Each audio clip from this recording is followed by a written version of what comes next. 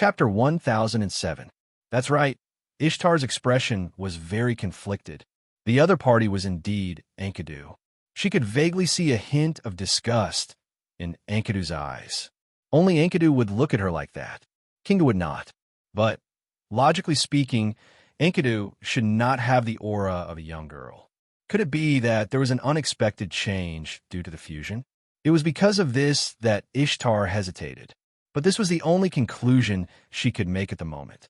Even Gilgamesh came to the same conclusion, or rather, he did not want to delve into it. This was indeed his close friend. Through unintentional eye contact, he could tell that this was not Kingu.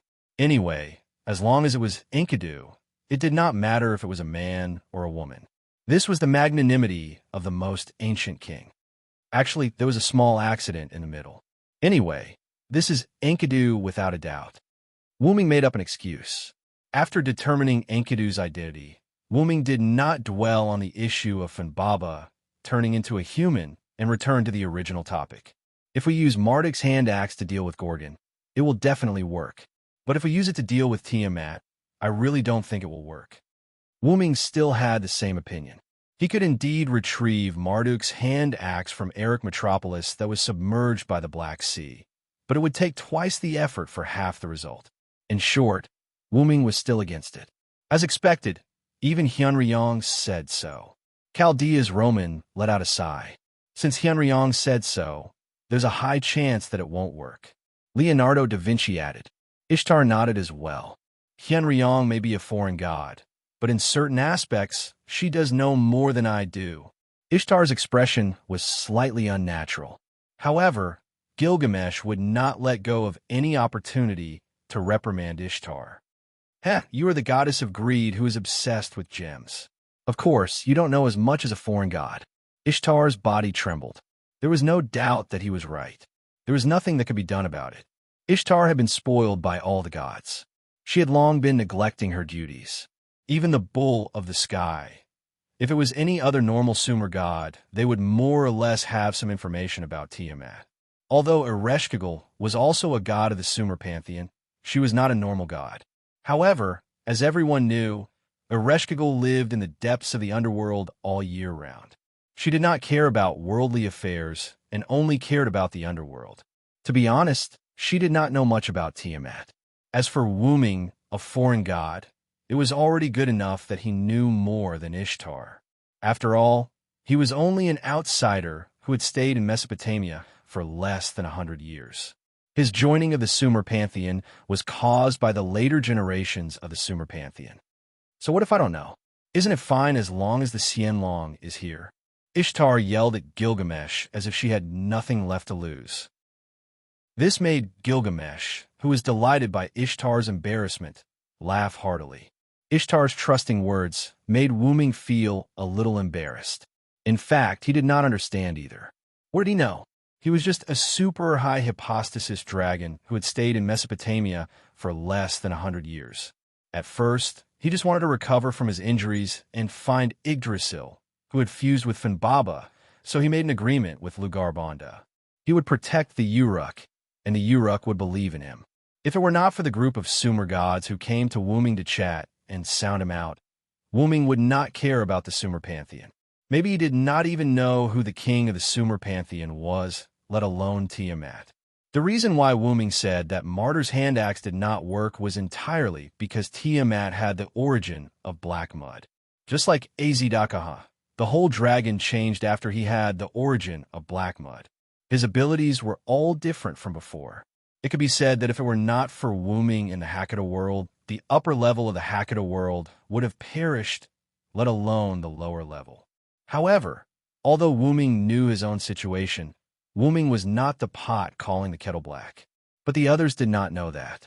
They all thought that Wuming made a judgment on the premise that he understood Tiamat. In their opinion, since Wuming said that it did not work, it was probably true.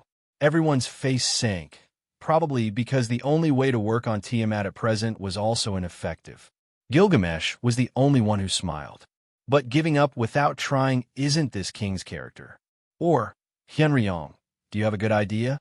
This was Gilgamesh's trust in Wuming. He believed that Wuming must have a way. However, Wu-Ming did not answer Gilgamesh's question. Instead, he looked at Merlin, who had not spoken much. Merlin, what do you think? Merlin was not a taciturn person like Anna, but surprisingly, Wu-Ming did not hear Merlin speak after arriving here. Me? Aha, aha, what can I possibly think of it? Merlin tried to play dumb.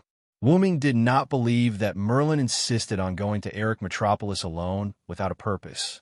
Wu-Ming knew very well that the Eric Metropolis had a roller seal that could predict the future. Merlin might have seen something. But since Merlin did not want to speak in front of everyone, Wu-Ming decided to ask him in private later. Actually, I have been preparing my trump card. I need some time. Everyone couldn't help but widen their eyes. Can you deal with Tiamat? Gadotsi couldn't help but ask. Everyone's eyes were also focused on Wu-Ming. Yes. Wu-Ming's answer was simple and clear, as if he had a 100% chance of winning. However, Wu-Ming had no intention of explaining what his trump card was, which made Ishtar a little irritable. She actually knew Wu-Ming very well, not because of their teacher-student relationship, but because they were rivals. As the saying goes, the person who knows you best is not your friend, but your enemy. Ishtar used a fight with Wu-Ming all day long and was defeated by him. Because of this, Ishtar, who studied Wu-Ming every day, was familiar with Wu-Ming. She knew that Wu-Ming would not fight a battle without preparation. Since Wu-Ming said, yes, then there must be no problem. However, back to the past, no problem was no problem. Ishtar's irritable temper was one thing, but Ishtar's irritable temper was another. Because when it came to Ishtar's irritable temper, it was Wu-Ming who kept her in suspense. Damn it, Hyunryong. Can't you be more straightforward? You're always keeping me in suspense. Ishtar crossed his arms in front of his chest and glared at Wu-Ming while gnashing his teeth. You really aren't cute, Ishtar. You have the same face, but Ereshkigal is cuter. Everyone was stunned. Right, there was still Ereshkigal. Chapter 1008. If it were not for Wu-Ming's words, everyone would not have been able to react. Because of Tiamat, after Gorgon left, everyone directly ignored Ereshkigal, the last figure of the three goddesses' alliance. When did you go to see Ereshkigal? Ishtar calmed down, as if she was somewhat dissatisfied with Ereshkigal. Gorgon's exit was the work of me and Ereshkigal. When Wu-Ming said this, everyone understood why Gorgon left the North Wall in confusion. It turned out that the two Sumer gods worked together to deal with Gorgon. But Ereshkigal should be restricted by the three goddesses' alliance. Quizzard suddenly said. Then Wu-Ming nodded. Yes, because of this, Ereshkigal's divinity has almost completely disappeared, and the entire spirit base can only be forcibly maintained by the underworld. It has no combat power.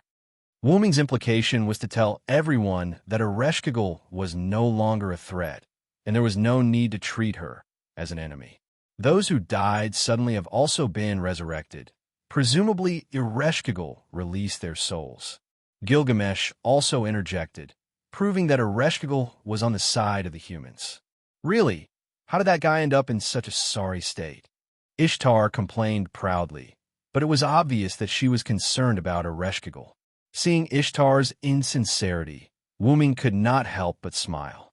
But don't worry, I have already given my divinity to Ereshkigal, and now she is fine. And I have also told her that if there is no other way, I will ask her for help, and she has agreed. Ishtar was shocked, and her hands could not help but relax. However, before she had time to express her surprise, someone spoke first. You gave all your divinity to Ereshkigal, Roman of Chaldea exclaimed through the projection. But how is this possible? I have never heard of divinity being given away. This king also wants to give his divinity to others, but unfortunately, this king is the king who separates the human from the gods, so he must have part of the divinity. Gilgamesh spoke to shut Roman's mouth. The implication was that it was not impossible to take out the divinity. Indeed, no god had ever said that divinity could not be given away, and no magician had ever proven whether divinity could be given away. No, did not mean can't. Why do I feel that you are weird now? Quizzard said. Quizzard probably did not notice Wu-Ming's divinity because of the disappearance of all his divinity in Tiamat's crisis. Merlin and Anna also looked at Wooming a few more times. Only Gadotsi and Matthew, who did not understand, were confused. That is it difficult to give away divinity? For Gadotsi, divinity was a strange thing, and it was like a consumable. In fact, Gadotsi was not wrong. Didn't Ereshkigal use her divinity to suppress Gorgon? It's troublesome to explain. Let's put it this way. You can understand that the divinity of a god is equivalent to the humanity of a human. Ishtar's analogy made Gadotsi and Matthew nod. But Ishtar is not accurate. After all, we gods belong to the mysterious side. Our divinity can be given away. Maybe in the eyes of humans, humanity cannot be given away, but our divinity can, but it's quite troublesome. There's no need to go into the details. You just have to remember that it's difficult to give away divinity, and you may not be able to get it back. Quizzard ended the topic. Ahem. Although Tiamat has awakened, she hasn't made any moves for the time being. Those Ramu and Kuru can't enter the Uruk, so we are safe for now. After the topic ended, Wooming led everyone back to the main topic. Tiamat hasn't made any moves, which is in line with our current situation. My trump card is still a few days away from being ready. In short, in these 2 days, we just have to improvise. Wooming put down the Fimbaba in his arms and continued. Since Wooming said so, no one said anything since there was no other way. However, Roman, who was in Chaldea, had a strange expression, but there was no other way. The apocalyptic crisis could be solved just by waiting? That was too strange. Anyway, the meeting ended like this. In the end, it was Gilgamesh who forcibly drove everyone out of the throne room. Then, as if it was his daily routine, he began to deal with the government affairs on the clay tablet again. After all, the Uruk's problems were all handed over to Siduri, so they couldn't be properly dealt with. Gadotsi and Matthew were in a state of exhaustion. After leaving the Tower of God, they returned to the Chaldean embassy to sleep. Anna left alone, and no one knew where she went. Ishtar was in the limelight and received the worship of the humans. Quizzard was not as vulgar as Ishtar. She brought the leopard man to help build the temporary residence for the new population. Enkidu originally wanted to catch up with Gilgamesh, but when she knew that Gilgamesh had to deal with government affairs, she took the Fimbaba somewhere. Anyway, Enkidu and Fimbaba were good friends, so the two could catch up. In the end, Merlin took the initiative to find Wooming. In a room in the middle of the Tower of God, Merlin and Wooming came directly after they were driven out of the throne room. In front of the large windowless Uruk window, Wooming and Merlin stood side by side and looked at the busy scene in the Uruk city. Have the people from the North Wall arrived? Wooming suddenly asked. Leonidas, Nwakamaru, and Musasobo Benkei, who were in charge of bringing up the rear, have arrived. There should be no humans outside the Uruk. If the previous evaluation of the Uruk was that almost all the humans of this era have gathered, then the current evaluation of the Uruk could be changed to almost all the humans of this era have gathered. All of this is thanks to you, Villo, Merlin said to Wooming in a rare tone, as if he was talking to a friend. However, Wooming smiled. It was indeed his credit to protect the Uruk, but it was also because of the spirit of the humans of this era. Gilgamesh had already told everyone that the world would usher in the end as early as 6 months ago. What did you see when you went to Eric Metropolis? Wooming did not talk to Merlin anymore and directly jumped to the main topic. The battle between the three-headed dragon and the creator dragon god. Merlin was not pretentious and bluntly answered Wooming's question. As expected, what was Wooming thinking? Wooming was, of course, Merlin saw the future from the roller seal of Eric Metropolis. In other words, the future changed by Wooming. Chapter 1009. I was shocked when I saw several futures with my clairvoyance. Now I can finally see a fixed future. Although Merlin, as a nightmare, did not have the colorful emotions of humans, Merlin liked to see happy endings. However, Merlin could not even see an accurate future, let alone happy endings. Instead, he saw several inaccurate futures. There was a future where Chaldea was completely destroyed and Mesopotamia was destroyed, There was a future where Chaldea did not arrive, and only King Gilgamesh was left in Mesopotamia. There was even a future where this singularity did not exist at all. How could Merlin, who could not see an accurate future, not worry? However, Wuming spread his hands. There is no fixed and accurate future. What you see is the possible direction of a parallel world. As Wuming said, the future was not fixed. Even without Wuming as a variable, there would be many futures, which would lead to the birth of parallel worlds. However, with Wuming's existence as a singularity, its fate would inevitably change and deviate from the original future. This was certain. It was also because of Wuming's interference that Merlin could not see an accurate future, so it was understandable that he was worried. Perhaps Gilgamesh's clairvoyance could not see the future, so he anxiously asked Merlin to find the clay tablet of destiny to see what the future engraved on the tablet said. Things like the future should be experienced by oneself. If you know everything, then what's the point? Maybe the moment you see the future will change because of it. Wuming's implication was that he did not believe in the so-called future. Oh, if only King Gilgamesh could be as open-minded as you. You have to know that when he asked me to go out and find the clay tablet of destiny, it cost me my life. When the 11 magical beast commanders had appeared in the north, Merlin had relied on his illusion to explore the north with great difficulty. He had been very careful, afraid that he would be discovered and slaughtered by the magical beast commanders. It was at that time that Merlin happened to meet Anna, who had just been summoned to this singularity. If Merlin had discovered it a little later, perhaps Anna would have already died at the hands of the magical beast commander. Heck, you've been cooped up in the pagoda all day. It's time for you to come out and get some exercise. Wuming and Merlin once again laughed at his misfortune.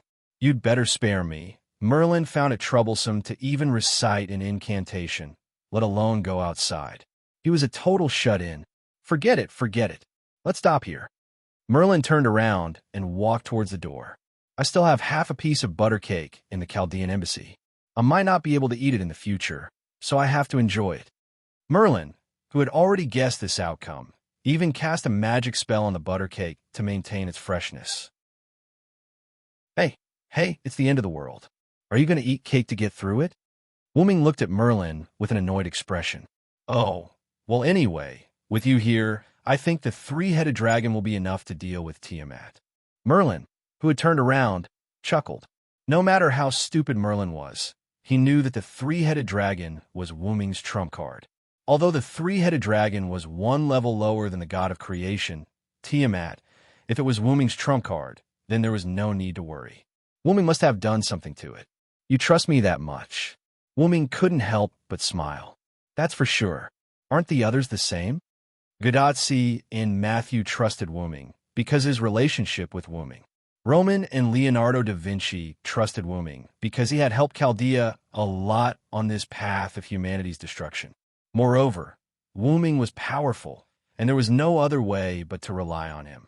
Gilgamesh trusted Wuming without a reason, and so did Enkidu. Ishtar trusted Wuming for similar reasons.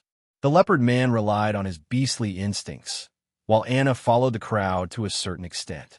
Quizzer did not completely trust him, but there was no other way. If worst came to worst, she would risk her life to attack Tiamat. Although she was a South American goddess, Quizzard was actually a goddess who came to South America from another planet. In a desperate situation, she might be able to kill Tiamat. On the other hand, Merlin trusted Wuming because of their old friendship. To be honest, when I found out that you didn't tell me about Leah's future, I wanted to slap you the next time we meet, Wuming joked. At first, Wuming was still very weak and could not change the ending of King Arthur. Even if he did change a part of it, it still ended with the fall of Arthur's dynasty. Merlin, who had the all-seeing eye, did not tell Wuming about it. Hey, you're the one who messed with my all-seeing eye, okay? Wuming understood what Merlin meant. It was because of him that Merlin could not see the future. Otherwise, Wuming would have slapped Merlin a long time ago. Merlin also thought that he could not see the future and thought that Artoria's future would be changed. Who would have thought that the end result would still be the same? Let's not talk about this anymore. Wuming shook his head and walked to Merlin, obviously wanting to leave with Merlin. "You're not going to steal my butter cake, are you? What are you thinking? I have something to talk to Anna about, so I'll go to the Chaldean embassy with you." Wu Ming looked at Merlin with disdain. "I see. Ahem, but if you want to eat butter cake, you can tell me. I'll give you a piece. After all, you're my best friend. I want all of it." Of course, it was a joke. However, Merlin seemed to take it seriously. He did not want to go back with Wu Ming. The two chatted as they left the tower and walked toward the Chaldean embassy not far away. When the two passed by an alley, Wu Ming suddenly stopped and turned his head to look at the alley. In the alley, there was an old man in tattered clothes leaning against the wall. The old man's eyes were covered by a tattered hood, and he looked like he was asleep. Merlin's eyes lit up when he saw the old man, and then he smiled. Oh, I'll go back and enjoy my butter cake first." In the end, only Wu Ming and the old man were left in the alley. Wu Ming walked into the alley and sat down face to face with the old man. "What do you want from me?" Wu Ming also opened the dragon nest dimension and took out a piece of meat pie and handed it to the old man. The old man looked up and stared at Wu Ming with eyes as sharp as an eagle's. After the old man stared at Wu Ming for a while, Wu Ming could not hold back anymore. Chapter 10:10. Seeing an old man like you, anyone would give you some food. And I'm not giving you alms. I'm here to exchange information with you. Interesting. The old man responded to Wu Ming with a deep voice. His voice was full of vigor, just like his eyes. He didn't look like a weak old man at all. "Then I'll accept it," the old man said as he reached out and took the pie in Wu Ming's hand. "By the way, this is beef filling. You're lucky." Wu Ming smiled mischievously. However, the old man didn't hesitate because of Wu Ming's words and calmly accepted Wu Ming's pie. Seeing that his prank didn't work, Wu Ming smacked his lips and began to talk business. "You want to find Tiamat?" There was no doubt that this old man was the first Hassan.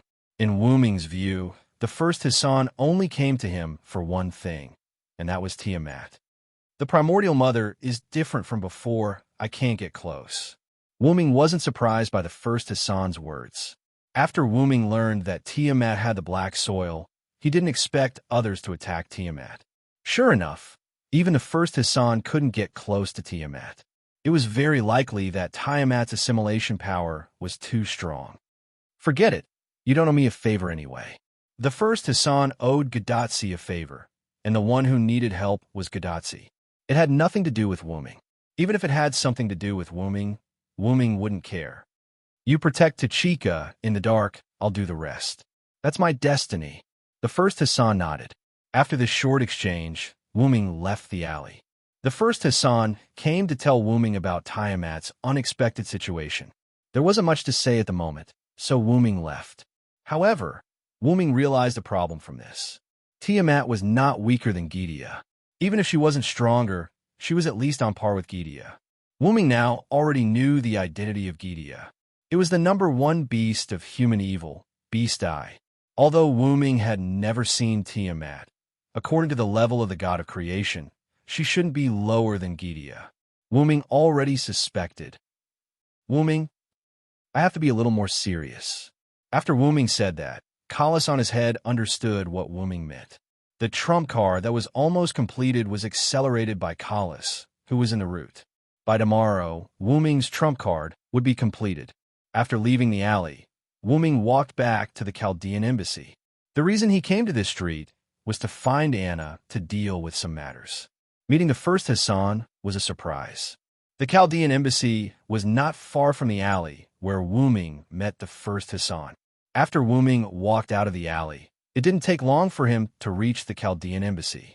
However, just as he walked to the entrance of the Chaldean embassy, Wu Ming heard Merlin scream. "Aw, Kezapalug, it's my fault. Don't kick me anymore." Suddenly, the scene of Fufu kicking Merlin's face appeared in Wu Ming's mind. Or perhaps Merlin had already been kicked down, and Fufu continued to kick his face even more fiercely. Wu Ming lifted the curtain at the entrance and walked straight in. Sure enough, Merlin was lying on the ground, and Fufu was lying on Merlin's face, constantly poking Merlin's cheeks with his palms. There were several handprints of Fufu on Merlin's face. After seeing Wu Ming's arrival, Fufu immediately gave up on teaching Merlin a lesson. Like an agile little animal, he directly ran up the stairs and left Wu Ming's sight.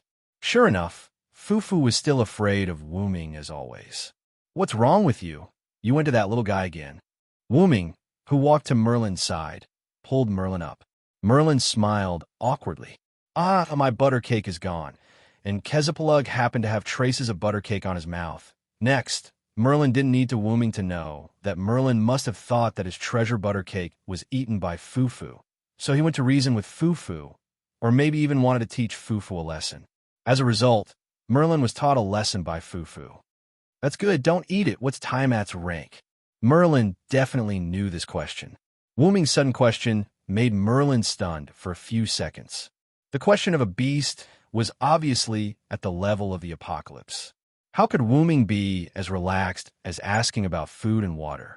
But Merlin still answered truthfully. "The second beast, Beast 2. Wu Ming nodded, thinking that Tiamat was also called a beast. "By the way, where are Tachika and the others?" Merlin pointed upstairs. "Tachika and Matthew fell asleep after coming back. Probably because you are here, their tense nerves are rarely relaxed. In addition, I also cast a slight sleep illusion on them. They're now in a state of rest where they won't be easily disturbed by external sounds." Indeed, according to the character of Gadatsi and Matthew, if Wu Ming wasn't there, the two of them would probably not be able to sleep because of Tiamat. At most, they could only take a nap for a while. Sure enough, the task of saving the world is still too heavy for two little girls. Yes, in Wu Ming's eyes, Gadatsi and Matthew were just two little girls. Excluding all external factors, Wu Ming also wanted to help them because of this. It's still a matter of mentality. You see, the people in the city look like they are having a party. Merlin walked to the window and looked at the people coming and going on the street outside. There was no fear on everyone's face. Instead, it was like an ordinary day. There were even many smiling faces. They can still smile in the 6 months of the demonic beast invasion. It really proves that their mentality is much better than Tachika and Matthew. But that's just a matter of time. Gadatsi and Mashu were modern people, but these people were from the gods' generation. In Wu Ming's view, the people under the rule of Gilgamesh wouldn't be melancholy because of the doomsday that had yet to come. If they were melancholy because of this, it would be a waste of the time before the doomsday. Yes, humans have been trying to enjoy every day. It's really great. Merlin looked at all this with a smile and seemed to enjoy it quite a bit. Wu Ming felt that Merlin was more and more strange. Even if it was a half-dream demon, it was still a half-dream demon. And for a half-dream demon, nightmares were delicious. How could people who smiled have nightmares? And Merlin liked to see human happy endings. How could this not be strange? However, it was precisely because of this that Merlin could become friends with Wu Ming. "I'm back." At this moment, a greeting voice suddenly came from the door. Wu Ming turned his head and looked. "Anna?" Chapter 10:11. Yes, it was the girl Anna who walked in from the door, but now she no longer covered her face with the hood of the cloak, and there was a smile on Anna's face. "Welcome back, Anna. Did you go to the old lady's house in the nearby flower shop again?" Wu Ming glanced at Merlin.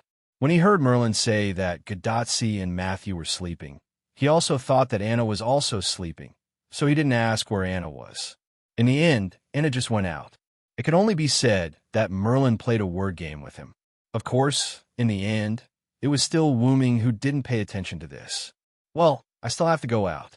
I just came back to put something away." Anna nodded silently. She wasn't surprised that Merlin knew her whereabouts. After all, Merlin was a voyeur. But today, Anna was in a good mood, so she wasn't going to trouble Merlin. Later, under the puzzled eyes of Wu Ming and Merlin, Anna walked into the kitchen and immediately walked out. After Anna walked out, Wu Ming immediately spoke. "Anna, I have something to ask you." Anna stopped when she heard this, as if she was a little hesitant. Seeing that Anna seemed to have something to do, Wu Ming proposed a solution. "It's just a very ordinary thing. I'll go out with you. We can finish it on the way." Anna thought about it and finally nodded. Later, Wu Ming and Anna walked out of the Chaldean embassy together. After seeing the two leave, Merlin walked into the kitchen to see what Anna had just taken or put away. As a result, He saw a plate on the kitchen table with a trace of cake left on it. "This is the plate. I put the butter cake on."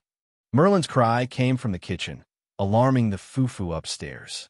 Gadotsi and Matthew did not hear Merlin's cry because of Merlin's illusion. On the street, Wooming glanced at the elven embassy behind him. He seemed to have heard Merlin's sorrowful cry. Or was Wooming hallucinating? Anna, on the other hand, noticed that the wailing belonged to Merlin, but she did not feel guilty at all. "What's the matter?" Anna's sudden question made Wooming ignore Merlin's sorrowful cry. "I have something for you." Then, Wooming waved his hand, and a golden ripple appeared in front of Anna. A golden shadow appeared and fell out. Anna subconsciously grabbed it. "This is the Holy Grail?" That's right. Anna was holding the Holy Grail in her hand. However, Anna was a little puzzled. Why did Wooming give her the Holy Grail? "I took this Holy Grail from Winterwood City. Sakura Madu, who was taken away by me, was sealed in the Holy Grail." Wooming's words made Anna's body tremble. As the first master she met, Anna was quite fond of the young Sakura Madu. After learning that Sakura Madu's entire world was burned down, Anna was more than once worried about what would happen to Sakura Madu after she left. Fortunately, in the end, Wooming promised to take good care of Sakura Madu, so Anna left without any worries. Anna originally thought that Sakura Madu would be taken to that place called Chaldea. In the end, Anna did not expect that Sakura Madu would be stuffed into the Holy Grail by Wooming. Cough, cough. It's not that it's not good for her. The Holy Grail is more than half a magic furnace. Staying in the Holy Grail for a long time and receiving a large amount of magic power baptism. It's good for increasing her potential and ability as a magician. Wooming seemed to be forcing an explanation as he said it without blushing. At first, Wooming only wanted to temporarily store Sakura Madu in the Holy Grail and release Sakura Madu when he was free. In the end, who would have thought that a series of events would occur, causing Wooming to have no choice but to entrust the Holy Grail to Kingu. Fortunately, Kingu did not do anything to Sakura Madu, or rather, it did not discover that Sakura Madu was in the Holy Grail. In the end, after a series of events, it returned to Wooming's hands. However, what Wooming said about increasing Sakura Madu's ability was not false.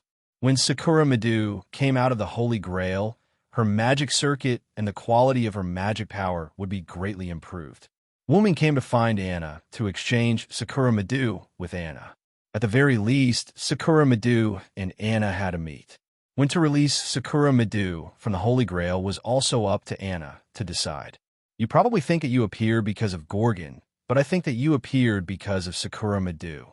After Wooming finished speaking, he closed his mouth, and Anna also fell into silence.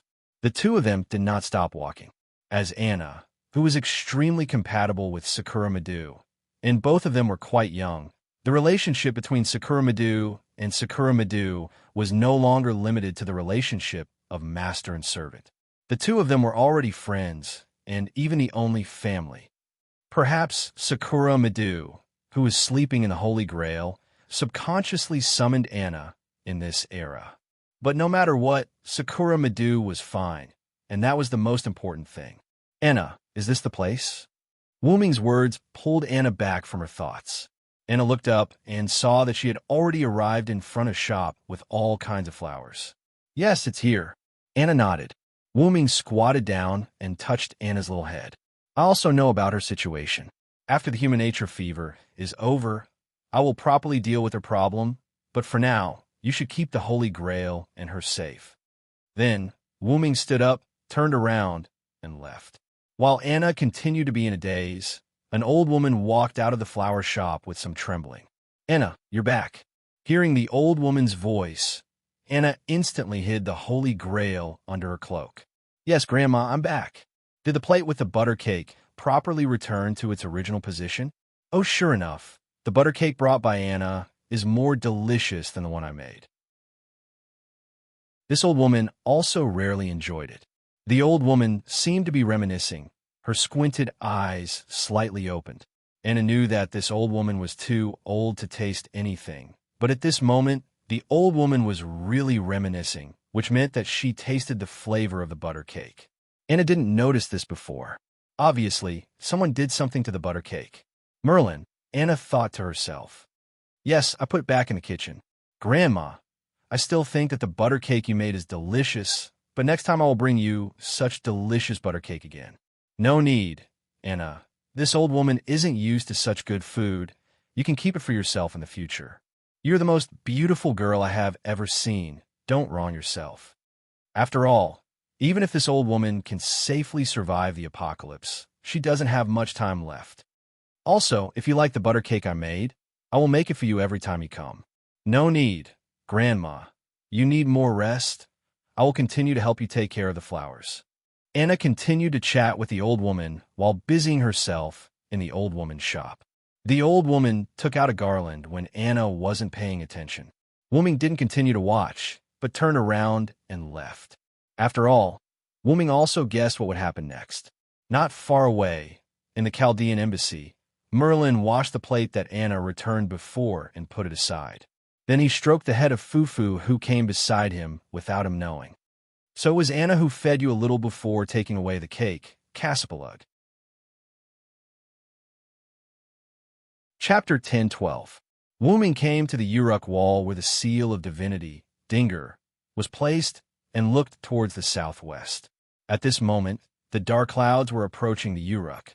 Although the sea of black mud could not be seen with the naked eye, Woman could still feel that the sea level was rising. The sea of black mud that was blocked by Nabiston's tooth was getting more and more turbulent.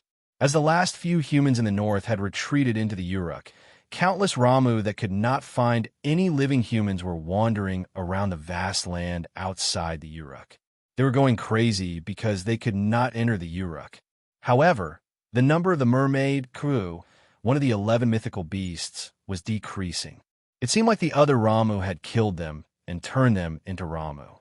However, no matter how many Ramu there were, they could not enter the wizardry barrier that was set up by Wuming's relic above the Uruk. Bless the world with this body, my god treat. Level. A++ type. Wizardry relic distance. Maximum catch. Hyunryong, who was defined as a god, was separated from the humans and returned to heaven. This relic was created by the humans' belief in Hyunryong. It was the last bit of power that protected the humans.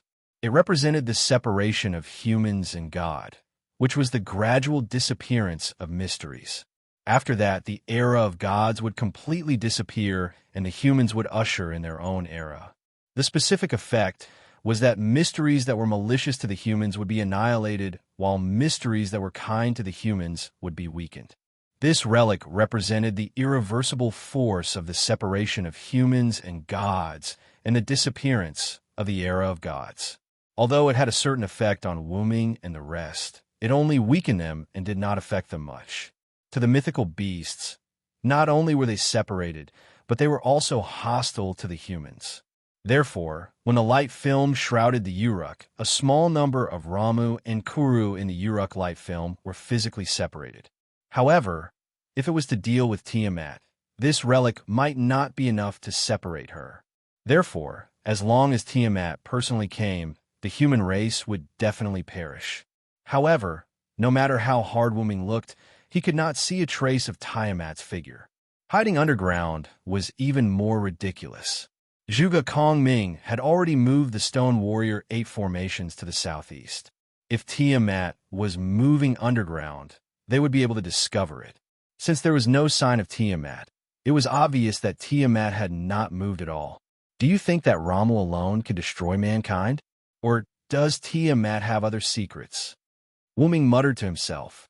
Wuming believed that the latter was more reliable. At the very least, these Ramu were Tiamat's children. If they could not defeat them after a long time, they would definitely attack Tiamat. His Excellency Hyunryong. A lively childlike voice entered Wuming's ears. Wuming turned his head and found that it was Nwakamaru. There were 2 people behind him. They were the remaining 2 lancers who were guarding the north wall. The soldiers at the north wall had retreated, so they naturally retreated as well. Everyone, how have you been? Wuming greeted them. His Excellency Hyunryong is thinking about Tiamat's matter. Musasobo Benkei, who followed Nuwakamaru to Wuming's side, looked into the distance, and said in a muffled voice, "Tiamat hasn't moved for so long. There must be something going on." "Leonidas," I answered Musasobo Benkei. "We can't continue to waste time with Tiamat. If she doesn't come to us, we have to go to her." Wuming's face became firm. They might have to take the initiative to attack. When Nuwakamaru and the other two heard this, their faces changed like Wuming's, but they also agreed with Wuming's words. They had no way to waste time with Tiamat. Several servants belonging to the Uruk were cut off from Gilgamesh's magic supply. They had to rely on food to survive. In addition, all the existing humans in this era were gathered in the Uruk. The food could not last for more than a few days. When the time came, there was no need for Ramu and Tiamat. The humans would starve to death. "Your Excellency, do you mean that Tiamat is deliberately wasting time with us?" However, Wuming shook his head and denied Musasobo Benkei's words. "She doesn't need to do this. I suspect that Tiamat is restricted by something and can't move for a while."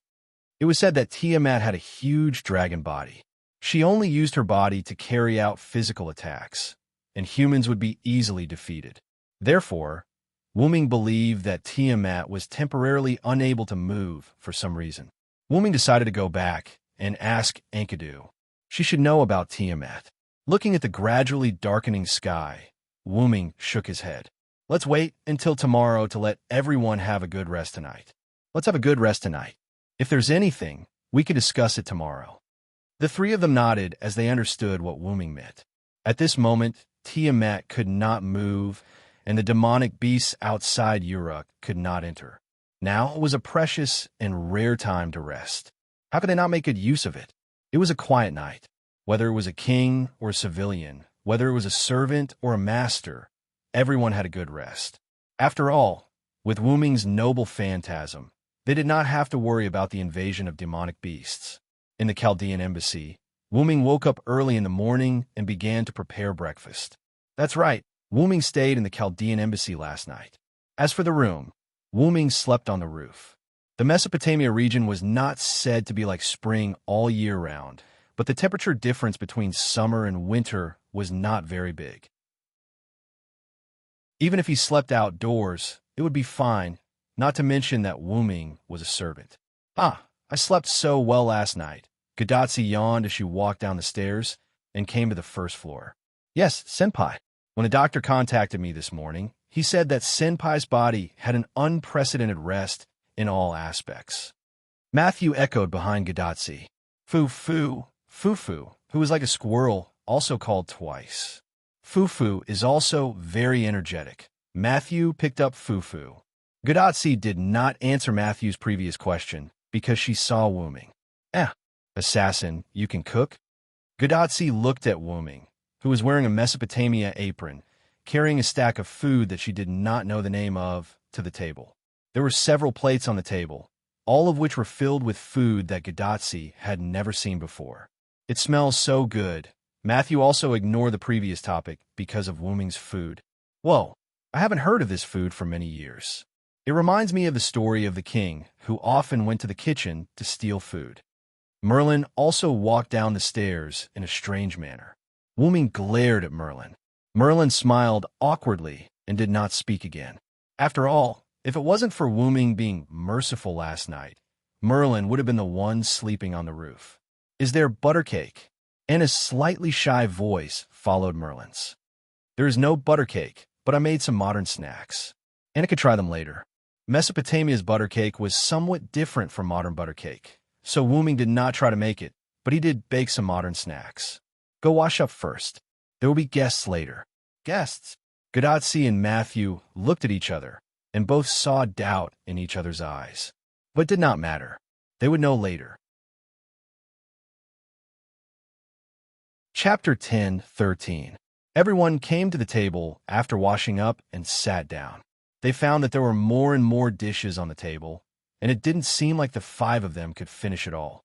"Vilo Senpai, how many guests are there?" Matthew wiped the cold sweat on his forehead and smiled awkwardly. "Don't worry, they're here." Wuming pointed to the door, and three figures appeared at the door. "Miss Nawakamaru, Mr. Chin, Mr. Leonidas? Matthew was surprised. Mr. Fujimaru, Mr. Matthew, long time no see. Nawakamaru greeted them calmly, but she didn't have much contact with Chaldea, so she didn't say much. Musasobo Benkei and Leonidas, I were the same. The three of them were either at the northern wall or at the temporary stronghold built in the northwest, while Fujimaru and the others were either in the Uruk or the dense forest in the south. Although they were familiar with each other, they were only familiar with each other. In terms of familiarity, Wuming was much more familiar to Nuwakamaru than Gadatsi and the others. Nuwakamaru and the others sat down calmly, but the inexplicably lengthened table and the dishes on the table still couldn't be finished by 3 more people. At this time, a lively voice came from the door. "Yo, big sister, I'm here." Quizzer dragged the weak leopard man into the Chaldean embassy. She found a seat and sat down, and instantly threw the leopard man to the seat next to her. "Miss Quizzard is here, too." Matthew was surprised again. Gadatsi was quite interested in the leopard man's current state, but she could probably guess that he was beaten up by Quizzard because he provoked Quizzard. "I was invited by Hyunryong for breakfast." Quizzard smiled sweetly at Gadatsi. "So, Nuwakamaru and the others are the same?" Gadatsi guessed. "Yes, Mr. Fujimaru, we're not the only ones invited." As if agreeing with Nuwakamaru's words, another person, or rather a golden king, came in from the entrance of the Chaldean embassy. "Ha ha ha, this king's arrival. The entire Chaldean embassy seems to be a lot brighter." The newcomer was naturally Gilgamesh. King Gilgamesh. This time, Gadatsi and Matthew were shocked. They really didn't expect Gilgamesh to be among the guests. What's the point of being so arrogant? Even if it's brighter, it's all because of this goddess. Ishtar, who came in later, crossed her arms and looked at Gilgamesh with disdain. Oh, the goddess of greed even wants to take this king's glory for herself. Gilgamesh mocked mercilessly. "You shiny golden guy, I hope you die of overwork." However, before Gilgamesh and Ishtar could quarrel, Siduri's figure came in. Okay, king and goddess, today you were invited by Hyunryong-sama to enjoy breakfast. You can't be so rude." Her words, which were neither flattering nor harsh, made Gilgamesh and Ishtar both shut their mouths. "Siduri, the two of them really can't do anything to you." Enkidu, who had a smile on his face, walked in holding Funbaba's hand. "You're exaggerating." Siduri bowed. In this regard, Gadatsi and Matthew were almost stunned. Good heavens, all the powerful forces of this era had gathered together. However, only Wuming knew that Ereshkigal was still missing, but that couldn't be helped. After all, she couldn't leave the underworld. "Okay, everyone, hurry up and take a seat. This is my cooking that I haven't made for a long time. Hurry up and try it." Hearing this, Gilgamesh and the others also sat down. Seeing so many powerful gods and kings sitting next to them, Gadatsi and Matthew were a little uncomfortable. The two were still thinking about whether to change seats. However, Gilgamesh also said that this banquet was hosted by Wuming after all, and even he couldn't steal the limelight. What he meant was, no matter who was in charge, they could sit anywhere. Everyone began to enjoy the food. At this moment, it was as if they really obeyed Gilgamesh's order. Everyone, including Gadatsi, was no longer restrained and completely let go of their limbs. Leonidas, I, and Musasobo Benkei competed in drinking. Quizzard, as the big sister, played with Gadatsi. Matthew and Anna discussed which snacks Wuming made were delicious. Gilgamesh and Ishtar were once again at each other's throats, and Siduri was the lubricant between them. Enkidu looked at this scene and smiled helplessly, then looked at Wuming, who was chatting with Nuwakamaru. As for the leopard man, he was bragging with Funbaba and Fufu, but he was ignored by the two beasts. Now it didn't seem like they were facing the coming doomsday at all, but more like an ordinary party. Roman, who was in Chaldea and watching this scene through Gadatsi's bracelet, sighed. "I really don't know whether to be happy or sad." By the way, Roman showed a tangled expression. Roman was happy to see everyone in a good mood, but their good mood made Roman a little worried. After all, there was still the threat of Tiamat. However, Leonardo da Vinci didn't care so much. Instead, he smiled. This is a bit like a different version of the Last Supper. The Last Supper that Leonardo da Vinci made before his death seemed to be comfortable, but it was actually a crisis. Now, the banquet in the Chaldean embassy was just like that. You're so careless. Roman rolled his eyes at Leonardo da Vinci. This was probably the benefit of being a servant. There was no need to think too much. But no matter how you look at it, it's breakfast. Looking at the harmonious table on the monitor, Roman gave up complaining about Leonardo da Vinci, and he gradually immersed himself in this warm scene. After all, it's good to do this occasionally, isn't it? I'm hungry. I'm going to get a cup of coffee. Roman got up and left the monitor. However, Leonardo da Vinci sat in Roman's position and waved at Roman like a rich man. By the way, help me get a cup. The cup is next to the coffee machine. Thank you. Yes, yes, understood. The meal was very fast, and the delicious food that everyone enjoyed in Chaldean embassy was quickly wiped out. After that, everyone went to the highest floor of the tower, Gilgamesh's office between the throne. Gilgamesh, who was sitting on the high throne, glanced at the people standing neatly in front of him and immediately spoke. So, Tiamat's counterattack strategy meeting, let's start now.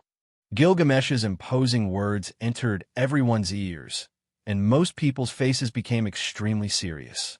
The reason why it was most people was because there were a small number of people who didn't become serious, but showed a surprised expression. Hey, wait a minute, counterattack. Are we going to counterattack Tiamat? Chapter 10:14. Matthew and Gadotsi were the only two people who were surprised. That's right. I think you have also noticed that we don't have much food left, and all the humans in Mesopotamia have gathered in the Uruk. Although there is no problem for the time being, in a few days the shortage of food will appear, and we will be in trouble. Gadotsi and Matthew heard Wuming's words and instantly understood. After all, they were modern people, and they could understand what would happen in the Uruk through the usual compulsory education. At that time, humans would starve to death because they were trapped in the Uruk without food, and in serious cases, there might be riots. After all, appetite was one of the most basic desires of humans, and there was no way to suppress it. Once it broke out, it would be more terrible than a natural disaster. Outside the Uruk were Ramu, and humans could not go out to look for food. Only servants could do it, but there was no way to get food for so many people with only a few servants. Therefore, the only way was to take the initiative to attack, and the main attacker was Wuming. Wuming talked to Gilgamesh last night about this matter, and Gilgamesh also agreed. In fact, whether we take the initiative to attack or wait for Tiamat to attack, our chances of winning are very low. Leonardo da Vinci's voice came from Gadotsi's bracelet. After all, the opponent was the god of creation. So, whether we take the initiative to attack or passively defend, the probability of winning is almost the same. Although Roman's words were discouraged, it also meant that taking the initiative to attack was better than passively defending. Why didn't Tiamat take the initiative to attack? Gadotsi was quite puzzled. That's because Mother is bound. Enkidu stood up. Bound? Matthew could not help but be stunned. And that's the binding that Tiamat put on herself. Wuming interrupted. What? Whether it was Gadotsi, Matthew, or the others, they were more or less surprised by this. Why? Gadotsi asked. She didn't understand why she would impose restrictions on herself. Because Mother has always loved humans and their children. That's why she added restrictions to herself. Enkidu, who had fused with Kingu, was well aware of this. Wuming had also asked Enkidu about this last night. At this moment, Gilgamesh, who was sitting on the throne, suddenly interrupted. Do you know that humans are evil? Humans are evil. Gadotsi and Matthew looked at each other in confusion. The two goddesses, Quizzard and Ishtar, had a serious look in their eyes. It was obvious that the two of them knew that humans were evil. Humans are evil. Roman from Chaldea repeated silently. Humans are evil beasts of original sin. There are a total of 7 original sin beasts, and they are disasters that can destroy humans. Merlin also spoke, but in the end, it was still Roman who explained. Humans are evil refers to various disasters that threaten human history and destroy humans. They are born from human civilization and grow stronger with the development of human civilization. They will destroy the civilization from the inside of human society. They're like cancer cells. Furthermore, as long as human beings exist, this evil will not disappear. It will grow stronger with the development of human civilization. To put it simply, it was an existence that accompanied humans. Because of the disasters caused by the bestial nature of humans, humans are also called beasts. Tiamat is the second beast that holds the principle of return. Beast 2. Merlin finished Roman's sentence, then looked at Wuming and signaled for Wuming to continue. With a helpless smile, Wuming spoke. The essence of human evil is human love. It is precisely because of this that Tiamat, who loves her lover and her children, will become one of the human evils. Gadotsi and Matthew suddenly understood. After that, Wuming inexplicably thought of the human final trial he encountered in the box garden world. Moreover, human evil is not the evil that destroys humans, but the evil that destroys humans. That is the existence that humans need to overcome. Only by overcoming it can humans continue to develop. Therefore, in a sense, it is not wrong to call it the human final trial. After all, human evil is a disaster for humans, and it is not wrong to call it the human final trial. The existence that needs to be overcome, human final trial. Matthew and Gadotsi, who were present as humans, muttered silently.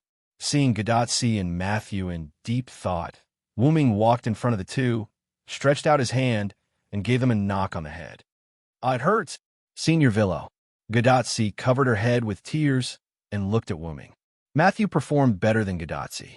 He did not cry out in pain, but she also covered her head.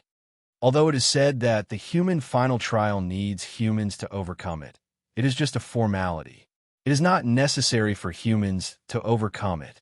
For the self-destruction mechanism of humans, such as the 7 human evils, the suppression force has already prepared a corresponding safety device, which is the 7 crowned servants. The shaped moon world is different from the box garden world. In the box garden world, the human final trial is a special existence. To defeat, kill, or even overcome the other party requires special conditions. The most critical condition is that you must have the identity of a human. The human final trial in the shaped moon world is just a title that Wuming casually said. It has no special power, so humans do not need to overcome it personally. Seeing the doubts on their faces, Wuming directly gave an example. The first Hassan you have seen is the crown assassin. These words directly made Gadotsi and Matthew almost fall to the ground. They knew that the first Hassan was very strong, but they didn't expect the other party to have such an identity. In other words, the reason why the first Hassan helped us is because of the appearance of one of the human evils. However, no one answered Gadotsi's question, because the people present were very clear that Tiamat had undergone a qualitative change. She was no longer a simple human evil. Even the first Hassan couldn't even get close to Tiamat. All of this was attributed to the root black mud. And it was precisely because of this that Wuming took all the burden on himself. Emotionally, only Wuming could deal with Tiamat, who was infected with the root black mud. Others were easily eroded by the black mud and assimilated. Reasonably, the root black mud and Wuming had a great relationship. The reason why Tiamat was infected with the root black mud may have an indirect relationship with Wuming. Therefore, Wuming had to take on this burden. In short, my trump card can deal with Tiamat. You just need to be responsible for covering me. Chapter 10:15. Wuming said as he stretched out his hands and rubbed Gadotsi and Matthew's little heads. In fact, Wuming didn't mention one thing. He was worried that Tiamat had other means. Therefore, Wuming chose to let himself, the only one who was not afraid of the blackroot soil, face Tiamat, so as not to let other people have an accident. After being attached by the blackroot soil, in addition to being hostile to Wuming, their own abilities would also be changed or enhanced. That is, the enemy who was already very powerful would become even stronger. As the god of creation, Tiamat was already very strong, and with the blessing of the Blackroot soil, she would definitely become stronger, and maybe she would have some new tricks. The best way was to let some people stay in the Uruk. Wuming had already talked to Gilgamesh about this issue last night. Therefore, Gilgamesh directly ordered, "Now, let's discuss the problem of grouping. After that, let's face the god of creation and launch the final attack." The humans in the Uruk were still doing their duty, and even most of the soldiers were arranged by Gilgamesh to do something within their ability. Only some soldiers were still guarding the 360-degree city wall surrounding the Uruk, and their task was only to be stationed on the city wall to monitor the movements of the Ramu army outside. After all, ordinary human soldiers were not useful at all in this counterattack strategy.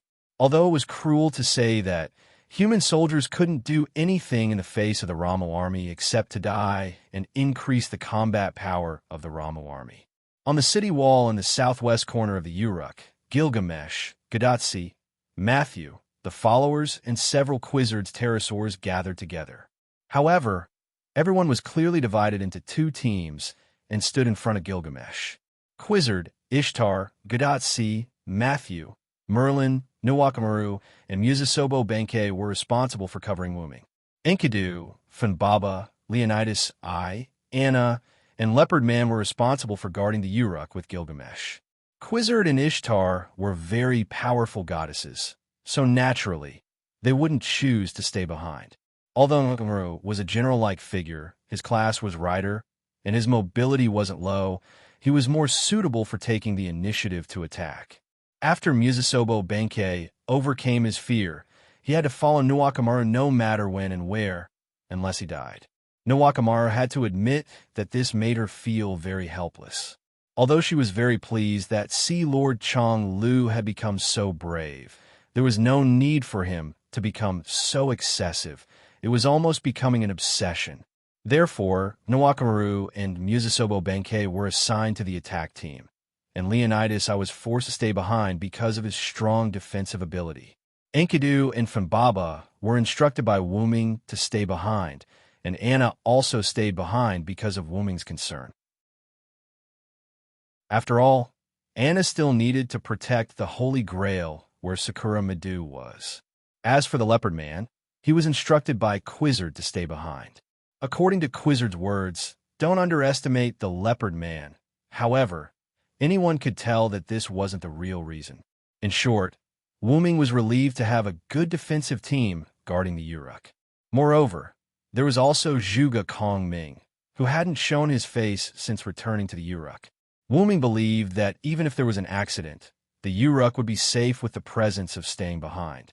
As for why Merlin joined the attack team, it was entirely because he was coerced by Wuming. With Gilgamesh and Zhuge Kongming, there was no need for Merlin to stay behind at all. In addition, Merlin had been pretending to be weak, so Wuming, who was a little unhappy, made this decision. Finally, it was Gadotsi and Matthew. Gadotsi and Matthew could stay in the Uruk. There was no need for them to go out and take risks. Although Gadotsi and Matthew's decision was strongly opposed by the two at first, after listening to Gadotsi's reason, the way everyone looked at Gadotsi changed. Human evil needs to be overcome by humans. I won't and don't want to escape. Even if the main attacker was Wuming, Gadotsi believed that as the only master of mankind and one of the last remaining humans, she had to bear witness to all this. It didn't matter even if the end was really death. Wuming was very sure that Gadotsi was touched by his previous words. Although he was worried about Gadotsi's safety, Wuming also felt gratified for Gadotsi at the same time. It was the kind of gratification that one would feel when seeing their younger sister grow up. And not only Wuming, but the others were also touched by this. If Quizzard and Ishtar still regarded Gadotsi as an immature little girl before, now they have regarded Gadotsi as a real qualified master. Matthew was affected by Gadotsi's strong inner feelings and supported Gadotsi's idea. Moreover, as Gadotsi's follower, Matthew had no reason to let his master go to the front line alone. Therefore, Matthew would also follow Quizzard and others to cover Wuming. For the decision of the two, Gilgamesh also praised Gadotsi and Matthew, saying that there really are people in the future who didn't let this king down. At this moment, Gilgamesh faced the people who were divided into two teams and repeated the content of the plan. The defense team will stay with this king in Uruk to prevent accidents or provide support. The attack team needs to take Quizzard's pterosaur to the Persian Gulf, and then fully cover Hyunryeong to release his trump card to eliminate Tiamat. Of course, your own safety is the prerequisite. That's all. Is there a problem? No. Although only Gadatsi and Matthew answered. In fact, Gilgamesh was talking to Gadatsi and Matthew. After all, everyone else was a servant. To put it bluntly, the servant's body was not the servant's body. If they died, they would die, and there would be no image. But if Gadatsi and Matthew, as human beings, had an accident, there would be no room for recovery. Then, Roman's voice came from Gadatsi's bracelet. According to the detection, the number of Ramu on the land has exceeded 300 million, and it is still increasing. The speed of the increase of Ramu is also rising rapidly. Roman and Leonardo da Vinci in Chaldea looked at the number of Ramu on the screen that was still increasing, and they couldn't help but frown. Although this was bad news, there was also good news at the same time. However, these Ramu can only move on the ground. There are no aerial units yet. After all, there is already the winged mermaid Kuru that could fly in the sky, so Roman also paid attention to it. But there is no guarantee that there will not be any enemy flying units, so when you get close to Tiamat, you must be very careful. Don't relax your vigilance against the Ramu just because they can fly. Leonardo da Vinci also warned. Of course, he was still talking to Gadatsi and Matthew. Yes, we understand, Leonardo da Vinci. Gadatsi nodded seriously. Finally, as the Uruk king, Gilgamesh issued the final order. So let's go, everyone. This king is looking forward to your triumphant return. Chapter 10:16. The three Quetzalcoatlus carried Gadatsi, Matthew, Nuakamu, Musasobo Benkei, and Merlin respectively. Quizzard rode on her exclusive Quetzalcoatlus and flew into the sky with the five of them. Ishtar and Wuming both had their own means of flight, so they didn't need Quizzard's Quetzalcoatlus. Under the gaze of the few people stationed in Uruk led by Gilgamesh, the four Quetzalcoatlus, Tianzhou, and a figure who flew into the sky without catching any tools left one after another. Thus, the plan to counterattack Tiamat officially began. In a place where no one could see, Gilgamesh's mouth moved slightly. The future of mankind, please. Because Rama didn't have the ability to fly, and Kuru was close to extinction, the attack team didn't encounter any obstacles in the sky. They soon arrived at the original Persian Gulf coastline. The reason why it was called the original Persian Gulf coastline was because this place had long been submerged by the sea of black mud, and the sky had long been covered by dark clouds, and no trace of sunlight could be seen. Roman, who had repeatedly confirmed the location through the electronic map in Chaldea, spoke with great certainty from Gadatsi's bracelet. It's here. Looking at her bracelet, Gadatsi nodded, then looked at Wuming, who was flying beside her. From here on out, we must be vigilant. After all, the real sea was in front of them, and the depth was different from the submerged land. There was no guarantee that there would be something hidden. In that case, let's fly higher first. After Quizzard finished speaking, the four Quetzalcoatlus all flew higher. Gadatsi was wearing a special magic dress made by Leonardo da Vinci. Even if they flew higher, it wouldn't affect Gadatsi's breathing. Ishtar also increased his altitude. On the other hand, Wu Ming did not increase his altitude. In fact, he even lowered his altitude. That's right, he did this to cover everyone, which was the so-called bait. Danger was often called danger because it was often hidden in the dark. If the hidden danger could be brought to the light, then Gadatsi and the others would be much safer. Naturally, Wu Ming, who was the strongest, would take the risk. And Wu Ming didn't believe that there was no danger in the sea of black mud. Sure enough, a mouth full of black mud suddenly jumped out of the black mud and bit at Wu Ming. It wasn't exactly a bite, because this bloody mouth could swallow Wu Ming in one bite. The kind The assassin, Gadotsi, who was high in the sky, couldn't help but shout. She didn't see Wooming escape from this giant mouth. Could Wooming have been eaten? The answer was of course no. Senior, look over there. Senior Villo is there. Matthew touched Gadotsi and pointed to the sky in the distance. Wooming's figure was floating there steadily, and beside Wooming was a dark purple portal. So the assassin managed to escape. I almost forgot about that ability of his. Phew, Gadotsi was relieved and took a deep breath. But what is this thing? Gudazi was naturally talking about the big mouth of the muddy basin below. That's the mouth of a magical beast. Ishtar, who was holding Anna on her horse, said quietly as she flew to Gadotsi and Matthew's side. The mouth of a magical beast? This frightened the two girls. The mouth below was so big that it could eat 4 or 5 people in one bite. How big was the body of such a magical beast? Gadotsi and Matthew weren't the only ones who wanted to see the true face of this magical beast. Others also wanted to know, including Wooming. He wanted to see what the true face of this magical beast that he couldn't detect with his mental strength was. At that moment, Wooming waved his hand, and a book full of ancient meanings suddenly appeared in Wooming's hand. This was a nameless spell book. Every page represented a magic spell, and the further down the page, the higher the level of the magical beast, and the more powerful the spell was. The book moved without wind, and the pages were flipped.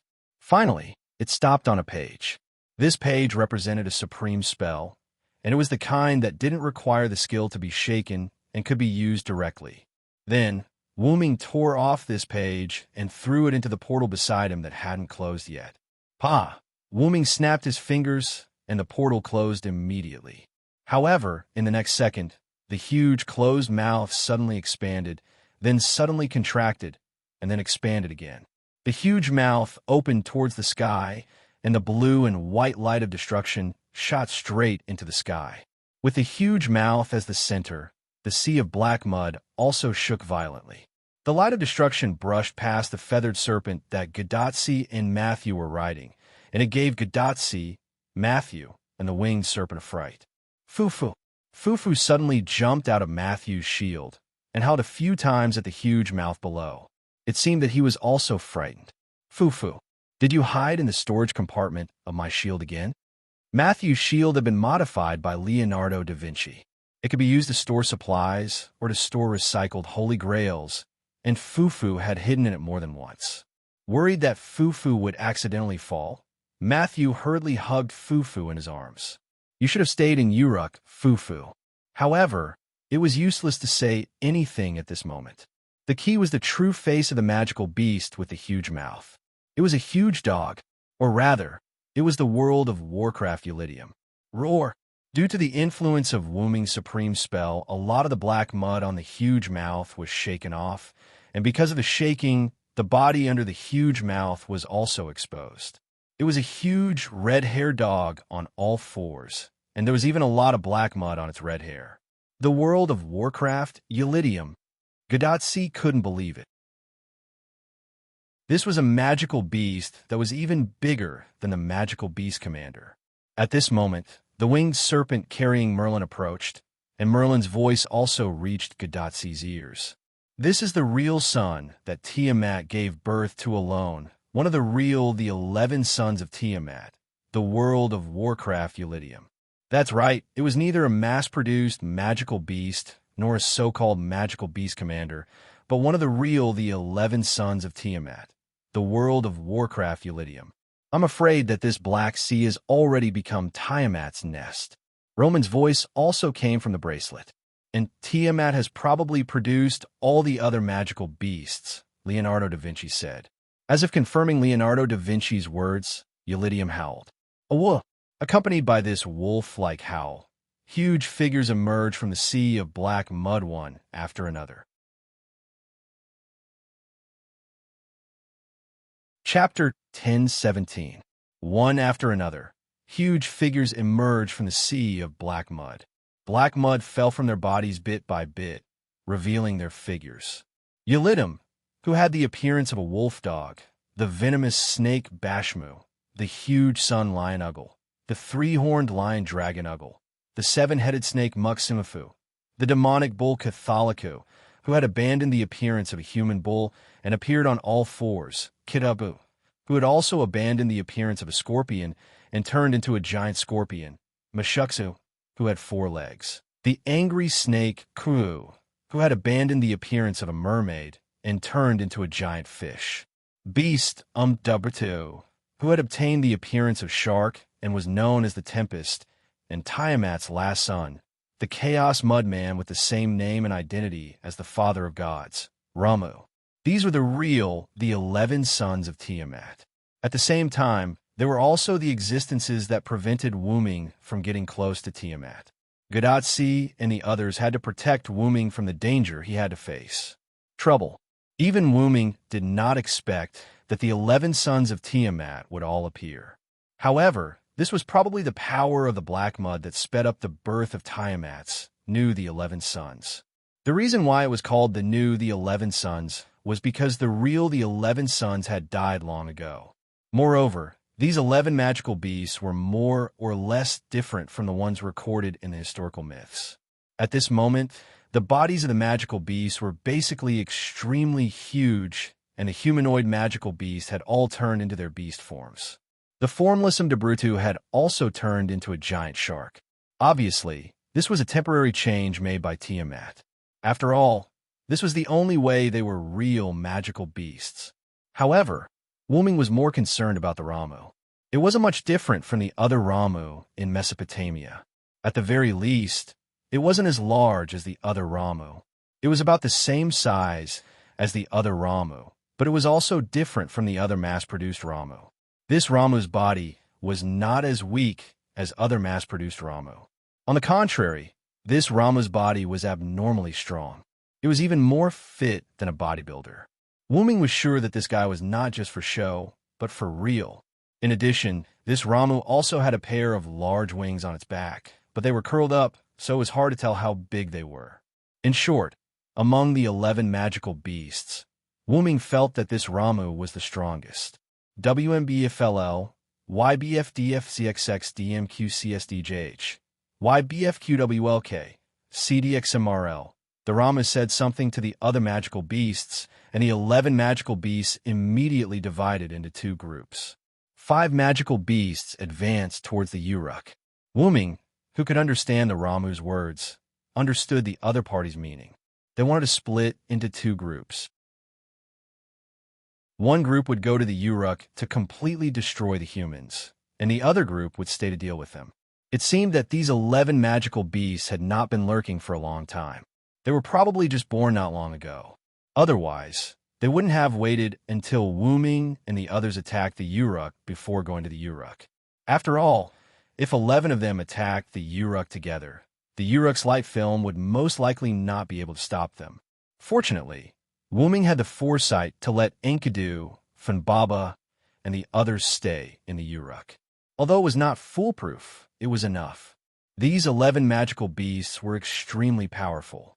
Wuming even had the idea that if they fought alone, Quizzard and Ishtar might not necessarily be the opponents of these magical beasts. However, their goal was not to kill these 11 magical beasts. As long as they delayed these magical beasts and let Wuming deal with Tiamat during this time, everything would be over. However, these magical beasts seemed to be quite smart. After the 5 magical beasts left for the Uruk, the remaining 6 magical beasts all rushed towards Wuming. Only Wuming had the ability to threaten Tiamat, which the magical beasts knew very well. However, Wuming appeared next to Gadatsi with a teleportation portal, causing the 6 magical beasts to miss their target. Assassin, what should we do now? Gadatsi was a little anxious at this moment. However, there was no other way because Roman had been relaying information about the enemy. Each of these 11 magical beasts has magical power comparable to, or even surpassing, the Holy Grail. Their strength has even reached the level of the King of Gods. Even Quizzard, the Quetzalcoatl, has a very low chance of winning against one of them. If the goddess Ishtar faces one of them, she is likely to be killed. It's really over this time? Roman's anxious and panicked voice kept coming out of Gadatsi's bracelet. Are these magical beasts so powerful? Matthew was also shocked. After all, she was still immature. She could only sense that these magical beasts were very dangerous, but she did not know how dangerous they were. Don't forget that even Ishtar's father is Tiamat's grandson. These magical beasts are Tiamat's sons. It's understandable that they have the power of the king of gods. Wu Ming's words were not unreasonable. If Tiamat's magical beasts were weak, then they were not qualified to fight against the heavenly gods. After all, they would be killed directly by the heavenly gods. Being able to fight against the heavenly gods meant that the 11 sons of Tiamat were very powerful. It could only be said that the previous magical beast commanders were the weaker versions of these 11 magical beasts, and the mass-produced magical beasts were the extremely weak versions of these 11 magical beasts. These 11 magical beasts were the 11 sons of Tiamat. No, it should be strengthened by the black mud. Otherwise, Tiamat would not have given birth to the 11 sons so quickly, and the 11 sons would not have such powerful strength. It could be said that if these 11 magical beasts replaced the 11 sons, the scales of victory might have tilted towards Tiamat's side. Therefore, these magical beasts must have been strengthened by the black mud. Assassin, go directly to Tiamat. We'll hold these magical beasts back.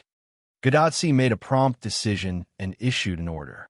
However, as a master, Gadotsi was still too inexperienced. However, Wu Ming shook his head. It's impossible for you to beat these guys. You won't even be able to drag it out for long. Not to mention anything else, Gadotsi's combat power was 0. Even if Matthew was included, excluding Wu Ming, there were only 5 of them, and there were 6 magical beasts here. Roman's words just now were very clear. Quizzard's chances of winning were very low, and Ishtar might even be killed directly. There was one more thing that Roman didn't mention. Even Merlin could only rely on illusion to survive. It was difficult to win in a 1-on-1 situation, let alone a 5-on-6 situation. What's more, there was another extremely frustrating thing. 5 against 6 was just a hypothesis because Matthew, Nwakamaru, and Musasobo Benkei were useless at this moment. Therefore, the real situation was actually 2 against 6. Chapter 10:18. Then what do we do now? Everyone turned their attention to Wu Ming, including Merlin. Wu Ming looked at the 6 magical beasts that were charging at them again, thought for a moment, and then said something that made everyone dumbfounded. I'll hold off these 6 magical beasts. You guys go snipe Tiamat. As soon as he said that, everyone's eyes widened. Wait a minute. You're going to deal with 6 magical beasts? Gadotsi said worriedly. The strength of these magical beasts was obvious to all. This was no joke. I'm afraid we can't kill Tiamat. This sentence came from Merlin. The 6 magical beasts only attacked Wu Ming and ignored the others. This meant that only Wu Ming had the ability to threaten Tiamat. If they couldn't even defeat these magical beasts, how could they deal with Tiamat? There was another point that others didn't know, but Merlin knew very well. First, Hassan couldn't even get close to Tiamat now, let alone them. Without the strength, they probably couldn't even get close. How could they fight? However, Wu Ming's words changed. That's why I asked you guys to snipe. That's right, Wu Ming didn't think that they could get close to Tiamat, but they didn't need to. They could just snipe from afar. Immediately, everyone turned their attention to Ishtar. Ishtar was stunned at first, then held her head and looked like she was about to break down. Wait a minute. I can't even defeat these magical beasts. How can I deal with Tiamat? Ishtar's eyes were filled with tears, and she looked like she was going to die. This was a good reason, but don't you still have Gugalana? Wu Ming spread his hands and suddenly looked like he didn't care. TSK. Suddenly, Ishtar's body froze. However, Gadotsi and Matthew looked happy. Right, I almost forgot that Miss Ishtar has the Bull of Heaven. Ishtar, it's up to you now. The 2 of them cheered Ishtar on. If it doesn't work, we'll just use Gugalin to escape and switch places with me. Without waiting for Ishtar's response, Wu Ming turned around and flew downwards, because the 6 magical beasts had already arrived. Good luck, Mistress of the Heavens, Ishtar. I have high hopes for you. After Wu Ming said some words of encouragement, He directly started fighting with the 6 magical beasts. There's no time to lose. Let's go over first. At that moment, Quizzard also seized the opportunity created by Wooming and commanded the pterosaurs to fly towards Tiamat. Wait a minute.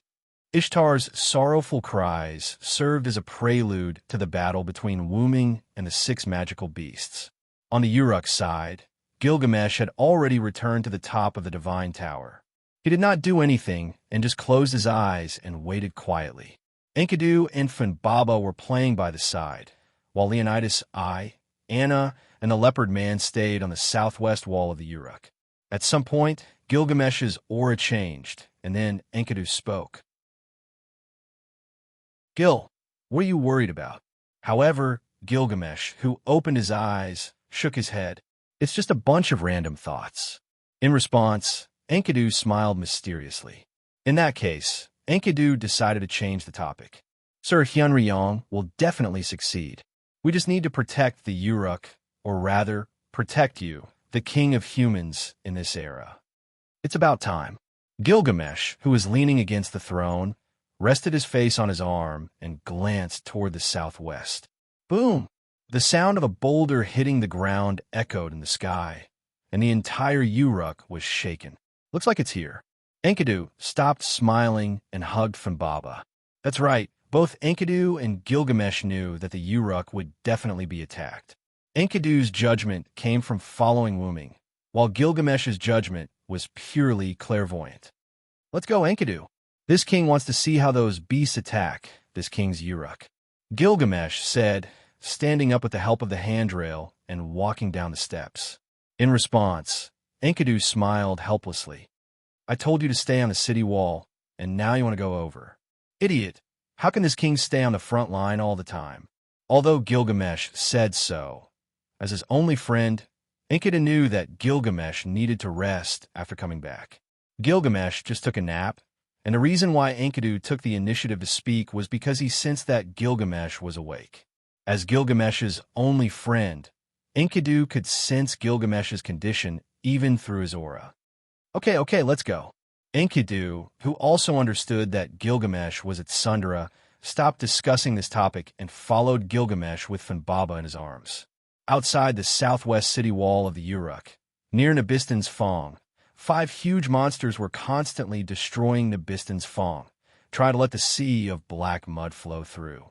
Nabistan's Fong was not strong enough to withstand the attacks of these 5 monsters. Just the collision of their bodies was enough to destroy Nabistan's Fong. The sea of black mud began to move toward the Uruk, and some fragments of Nabistan's Fong that were scattered on the sea of black mud were picked up by one of the monsters. This was a huge bull with a pair of fierce horns. It was Kuthalik, one of the 11 sons of Tiamat. Obviously, even if Kuthalik transformed from his human form to his beast form, he was still the strongest among the 11 sons. No, it should be said that he was stronger in his beast form. He was holding a sharp fragment of Nabistan's Fong, and he suddenly threw his head toward the Uruk sky. Whoosh! The fragment rushed toward the Uruk at high speed like a bullet. When the fragment reached the highest point, it began to fall in an arc, and then directly entered the light film of the Uruk. It fell heavily in an open space, smashing a big hole. In the middle of the street, not far away, there was also a big hole, and in the hole was another fragment of Nabistan's Fong. Obviously, these 2 fragments had entered the Uruk through the same method.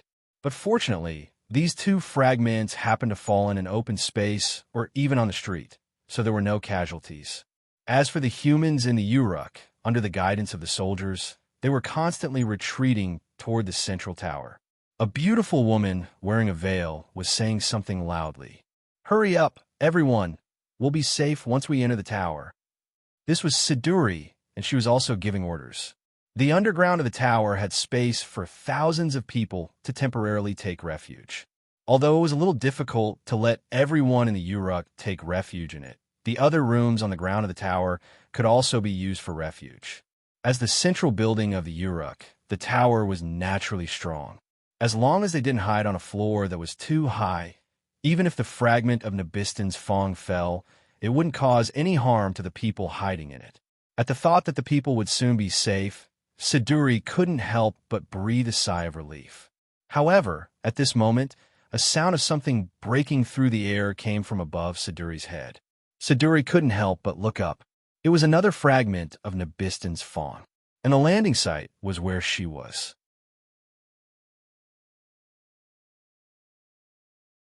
Chapter 1019. However, before the fragment landed, a purple figure leaped towards the fragment. With a flash of a blade, the fragment turned into fragments and fell to the ground. "Are you all right?" Anna's figure landed in front of Siduri. Her scythe indicated that it was Anna who saved Siduri. "I'm fine, Miss Anna. Thank you so much."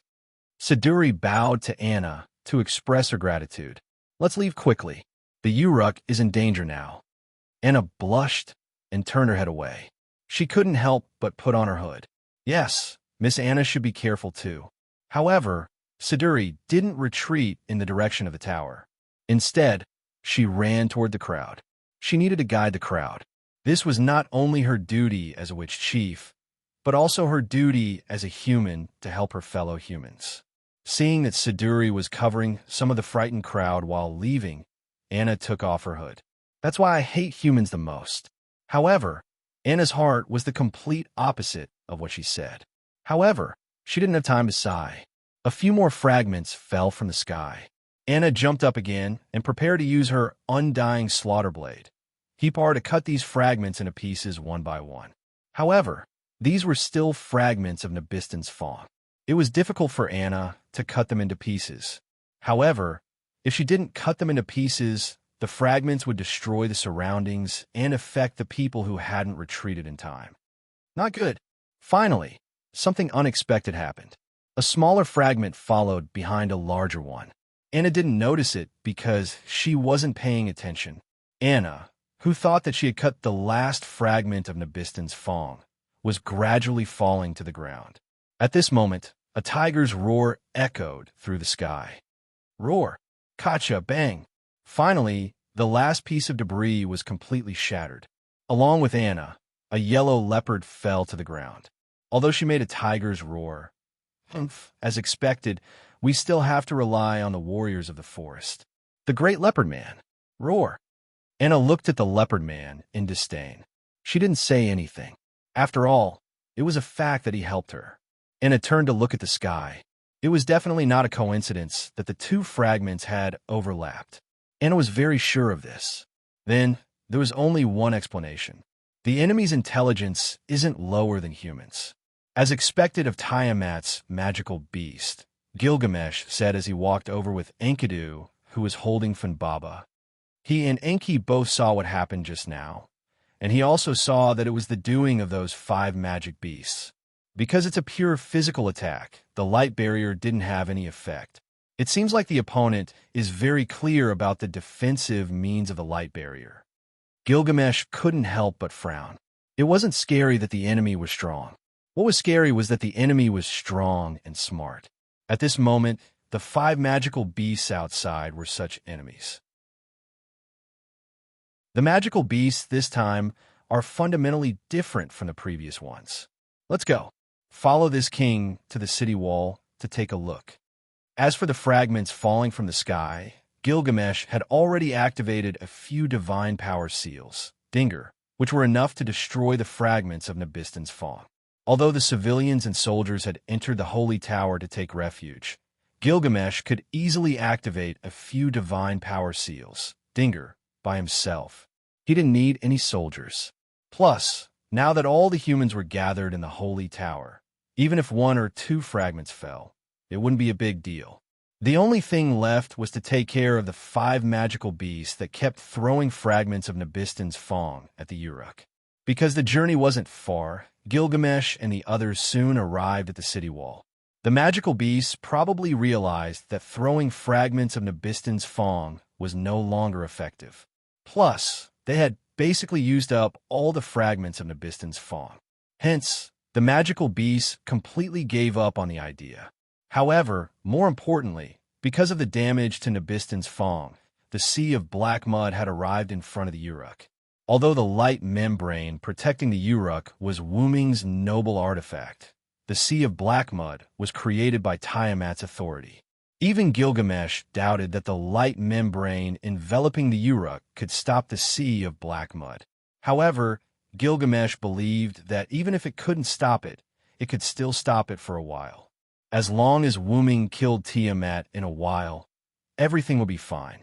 Sure enough, when the Sea of Black Mud came into contact with the light membrane, the two seemed to have a chemical reaction. The light membrane sizzled and flashed like an alarm. Although the Sea of Black Mud didn't enter the Uruk, it seemed that the light membrane wouldn't last long. However, at this moment, Gilgamesh and Enkidu suddenly sensed something and looked at somewhere in the sky in disbelief. There, a petite figure with a strong divinity suddenly appeared. Earthwave! Accompanied by a delicate but firm voice, the ground around the Uruk suddenly changed. The soil outside the Uruk became active like an ocean. It directly cut off the Sea of Black Mud from the ground and formed a trapezoidal dam, blocking the Sea of Black Mud outside. The Sea of Black Mud that was cut off between the Uruk and the dam was transported by the soil and thrown back. This divinity, Gilgamesh, showed an interesting expression. "It's Lord Hyunryong's," Enkidu said. However, compared to Gilgamesh, Enkidu was more familiar with the person who used this power. The petite figure in the sky was Wu-Ming's younger sister, Shutsuki Mayu. On Wu-Ming's side, Wu-Ming, who didn't know about Mayo's arrival, was contending with the 6 magic beasts while covering for Gadatsi and the others as they left. Looking in the direction in which Gadatsi and the others left, Wu-Ming could no longer see them. Only then did he look at the 6 magic beasts seriously. The magic beasts left behind to deal with Wu-Ming were not simple. Kitabaru, Ku, Umdabrutu, Basumu Uj, and Ramu. The first 5 magic beasts were among the strongest among the 11 magic beasts. However, Ramu caught Wu-Ming's attention more. Apart from other reasons, the existence that was like a strengthened version of Ramu was like the center of the magic beasts. How could Wu-Ming not pay attention to it? Moreover, when Gadatsi and the others left, Ramu just waved its hand lightly. Hundreds of winged Ramu flew out from the Sea of Black Mud below and flew in the direction that Gadatsi and the others left. This guy actually had magic beasts that could fly. How could Wu-Ming not be shocked?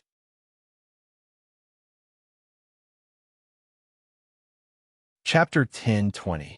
It seemed that even if Wu-Ming stayed behind, the other party still wouldn't allow anyone to get close to Tiamat. But fortunately, it was only some winged Ramu that dealt with Gadatsi and the others, and not the 11 magical beasts. Although those mass-produced Ramu weren't weak, they were still too weak compared to the 11 magical beasts, so Wu-Ming believed that Gadatsi and the others would be fine. There were 2 reasons why Wu-Ming let Gadatsi and the others deal with Tiamat. First of all, Gadatsi and the others definitely wouldn't be able to kill Tiamat, and Wu-Ming instructed Ishtar to attack from a distance only to give Gadatsi and the others a way out. After all, it would be easier for them to escape by pulling the distance. And why did Wu-Ming let Gadatsi and the others go even though he knew that they couldn't kill Tiamat? The second reason was that Wu-Ming wanted to take advantage of this time to kill these 6 magical beasts.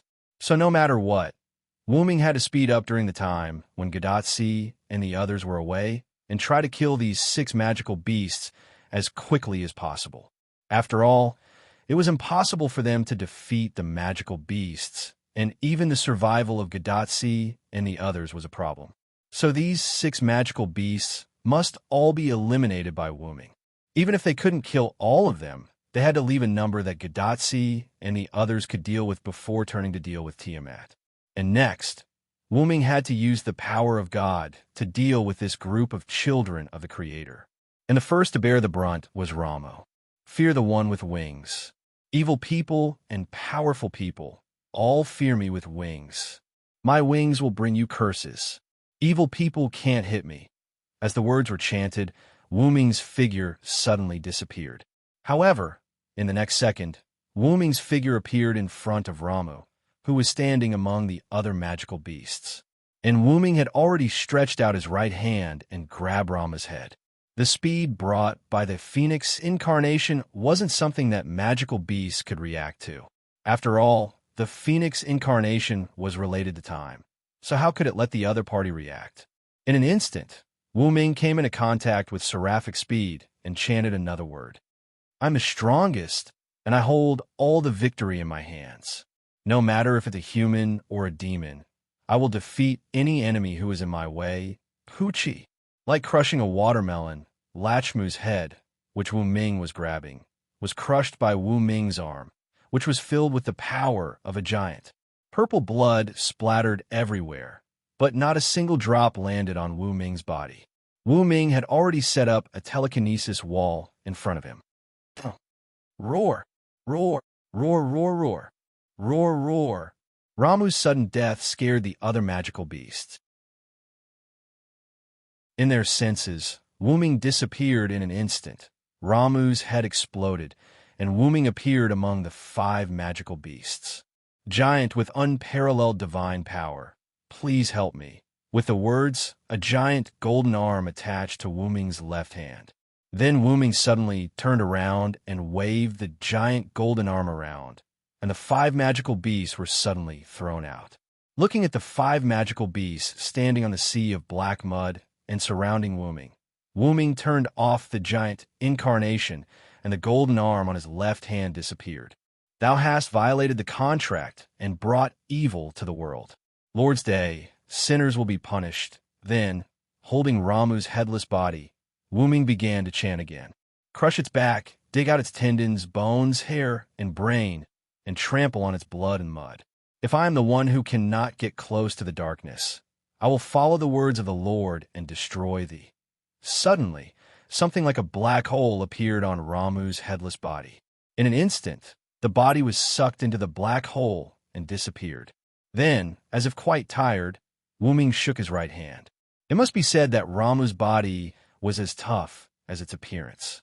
It was far from being comparable to the mass-produced Ramu. Although Wu Ming easily crushed Ramu's head, it consumed a lot of Wu Ming's energy. Wu Ming's arm was also tired. Otherwise, Wu Ming would not have changed his arm to attack the other 5 magical beasts.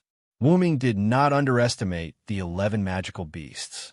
On the contrary, they were very important.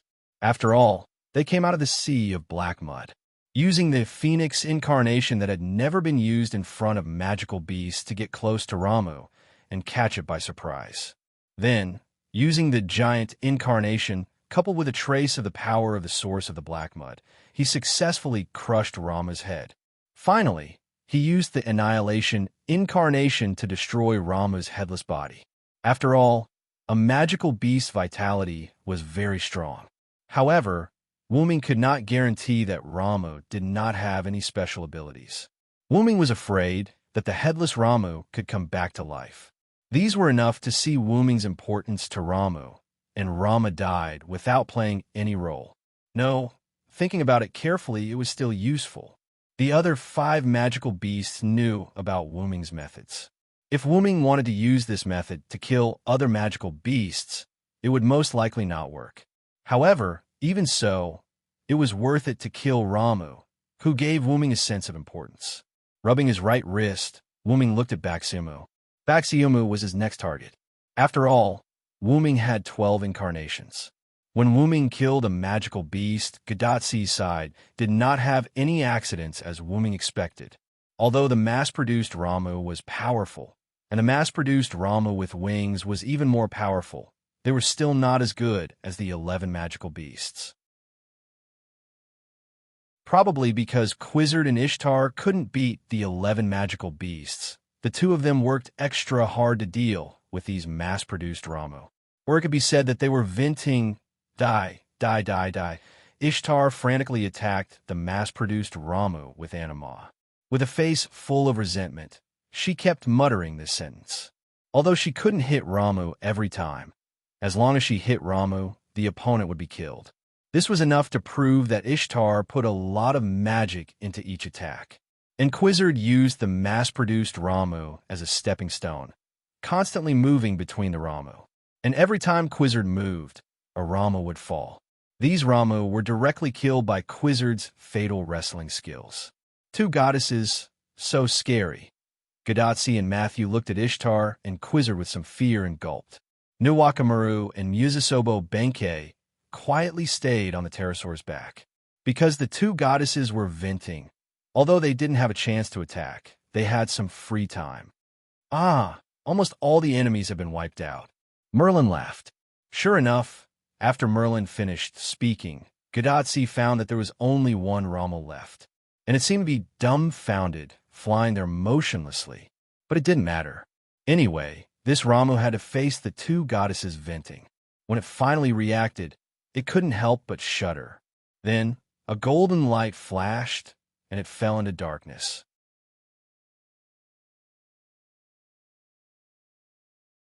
Chapter 10:21. The last Rama died after being attacked by the two goddesses.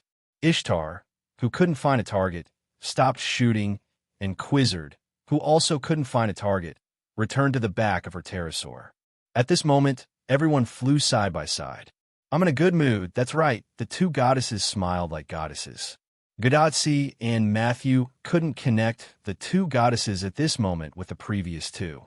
Gadatsi simply changed the topic. I don't know how Assassin is doing. While talking, Gadatsi showed a trace of worry.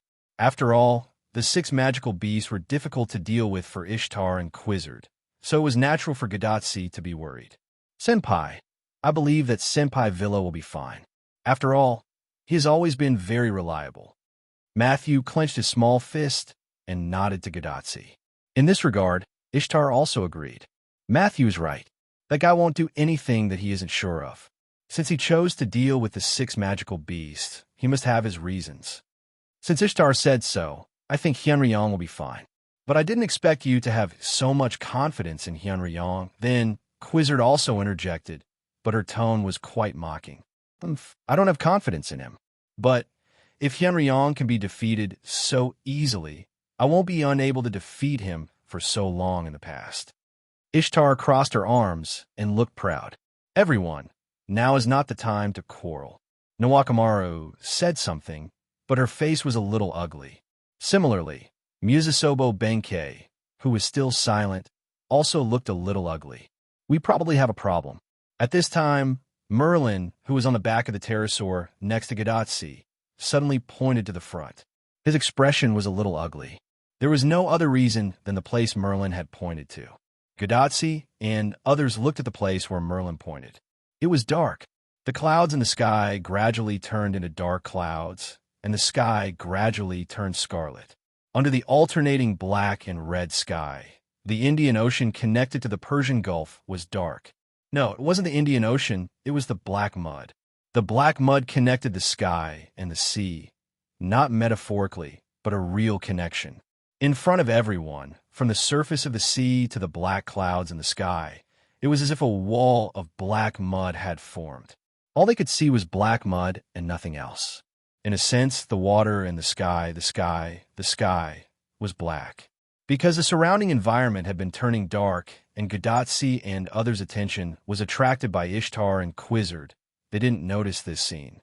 The black mud that formed the water and the sky was faintly creeping. Anyway, in Gadatsi's opinion, it was quite disgusting. She now understood why Merlin frowned. After discovering the situation, Quizzard had already stopped the pterosaurs and even faintly retreated. Then, Roman's panicked voice came from Gadatsi's bracelet. Quizzard, retreat quickly. At that moment, Quizzard didn't care whether Roman's words were correct or not. She immediately waved her hand, and the pterosaurs made a sharp turn and flew backward. Gadatsi, who didn't react for a moment, even fell on Matthew due to inertia. Sitting up again, Gadatsi looked at her bracelet in confusion. Doctor, what's wrong? That's right, they only saw the black mud that was the same color as the sky, and there was still some distance between them. Why were they in such a hurry to leave? It was as if the danger was already near them. I don't know what you saw. Chaldea can't receive the image since you went deep into the Indian Ocean, but fortunately, the instrument is still working as usual. Roman, who was in Chaldea, wiped the sweat on his forehead that appeared out of nowhere and answered Gadatsi word by word. The instrument detected that there was a huge amount of magic everywhere around you just now. No, to be precise, you are in a space full of huge magic, and your surroundings are still like this. To make an analogy, you can imagine that you are in the Holy Grail, although the tone was also very serious. Even at a critical moment, Leonardo da Vinci still didn't forget to joke. Roman and Leonardo da Vinci's words made everyone recover from the shock, and then they were shocked again.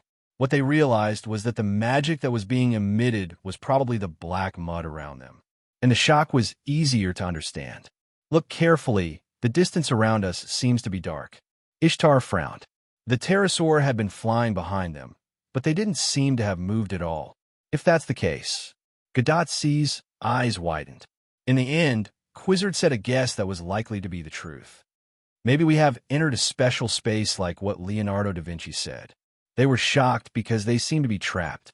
On the coast of the Persian Gulf, Wu Ming, holding the holy sword, stood on a huge red-haired monster that looked like a wolf or a dog burning with holy flames. The reddish-yellow flames and the color of the monster reflected on Wu Ming, who was standing on top, and looked particularly sacred. After confirming that the body under him was cold, Wu Ming raised his hand and waved. The sword of salvation released a ray of light and shone on the body. In an instant, the flame transformed by the sun suddenly burned.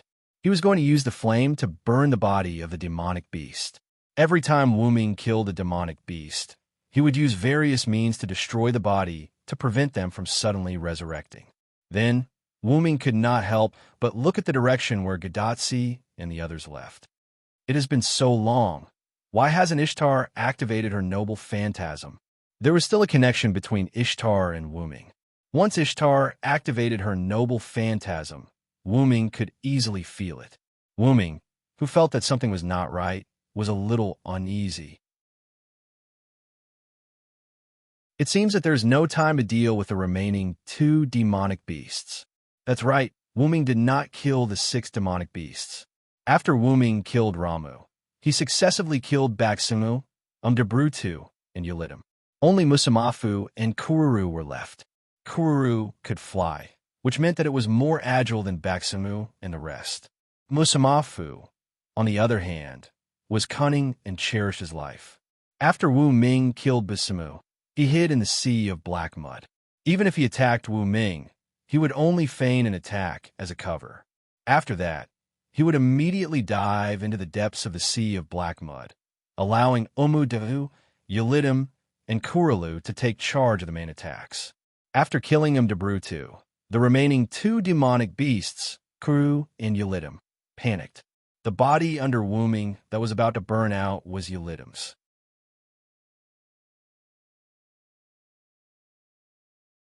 Chapter 1022. Wu Ming took advantage of the moment when Ulitum and Kuru were in a panic and captured Ulitum in one fell swoop. After fighting for a while, he directly used the Sun Incarnation as his trump card to kill Ulitum. But unfortunately, Kuru also took the opportunity to sneak into the sea of black mud, and Musamafu no longer appeared after Wu Ming killed Umdablutu. It was estimated that Musamafu had sneaked into a deeper place. At this moment, the sea of black mud still had some influence on Wu Ming, so Wu Ming couldn't go deep into the sea of black mud to find Musamafu and Kuru. In addition, Wu Ming noticed that something was wrong with Gadotzi, so he decided to let the 2 monsters go for the time being. He was going to see what happened to Gadotzi and Kuru first. However, at this moment, something unexpected happened to Wu Ming. The black-purple portal that was under his control suddenly opened automatically beside him. This made Wu Ming shocked and puzzled. Wu Ming learned this move from the game system when he transmigrated to another world. In other words, the portal was a unique move. Wu Ming also taught Demetrius the move system of Yggdrasil. But because Demetrius was a servant, Wu Ming couldn't be sure whether Demetrius had mastered the magic system of Yggdrasil. However, even if Demetrius had mastered it, she also promised Wu Ming that she wouldn't spread it out. So who opened the portal that appeared in front of Wu Ming? In the next second, Wu Ming got the answer. Brother Wu Ming? A delicate and excited voice came out from the portal, and then a black-haired, white-robed figure rushed into Wu Ming's arms from the portal. Wuming instantly understood who came and hugged the person in his arms and rubbed her little head. The person who came was naturally Wuming's cute sister, Shitsuki Meiyu. Meiyu, why are you here? Wuming was both puzzled and shocked. This was a singularity, and it was Mesopotamia in BC. Meiyu couldn't have come here. As for whether it was true or not, when Meiyu shouted, "Brother Wuming," Wuming knew that the Meiyu in his arms was not someone else. It was Brother Wuming's power that brought me here. Meiyu's cheeks were slightly red because of Wuming's touch, but she still enjoyed it, like a kitten. When Meiyu said this, Wuming suddenly realized that he did give his power to Meiyu. After Wuming got rid of Darius, the world of Meiyu and Ilya was safe.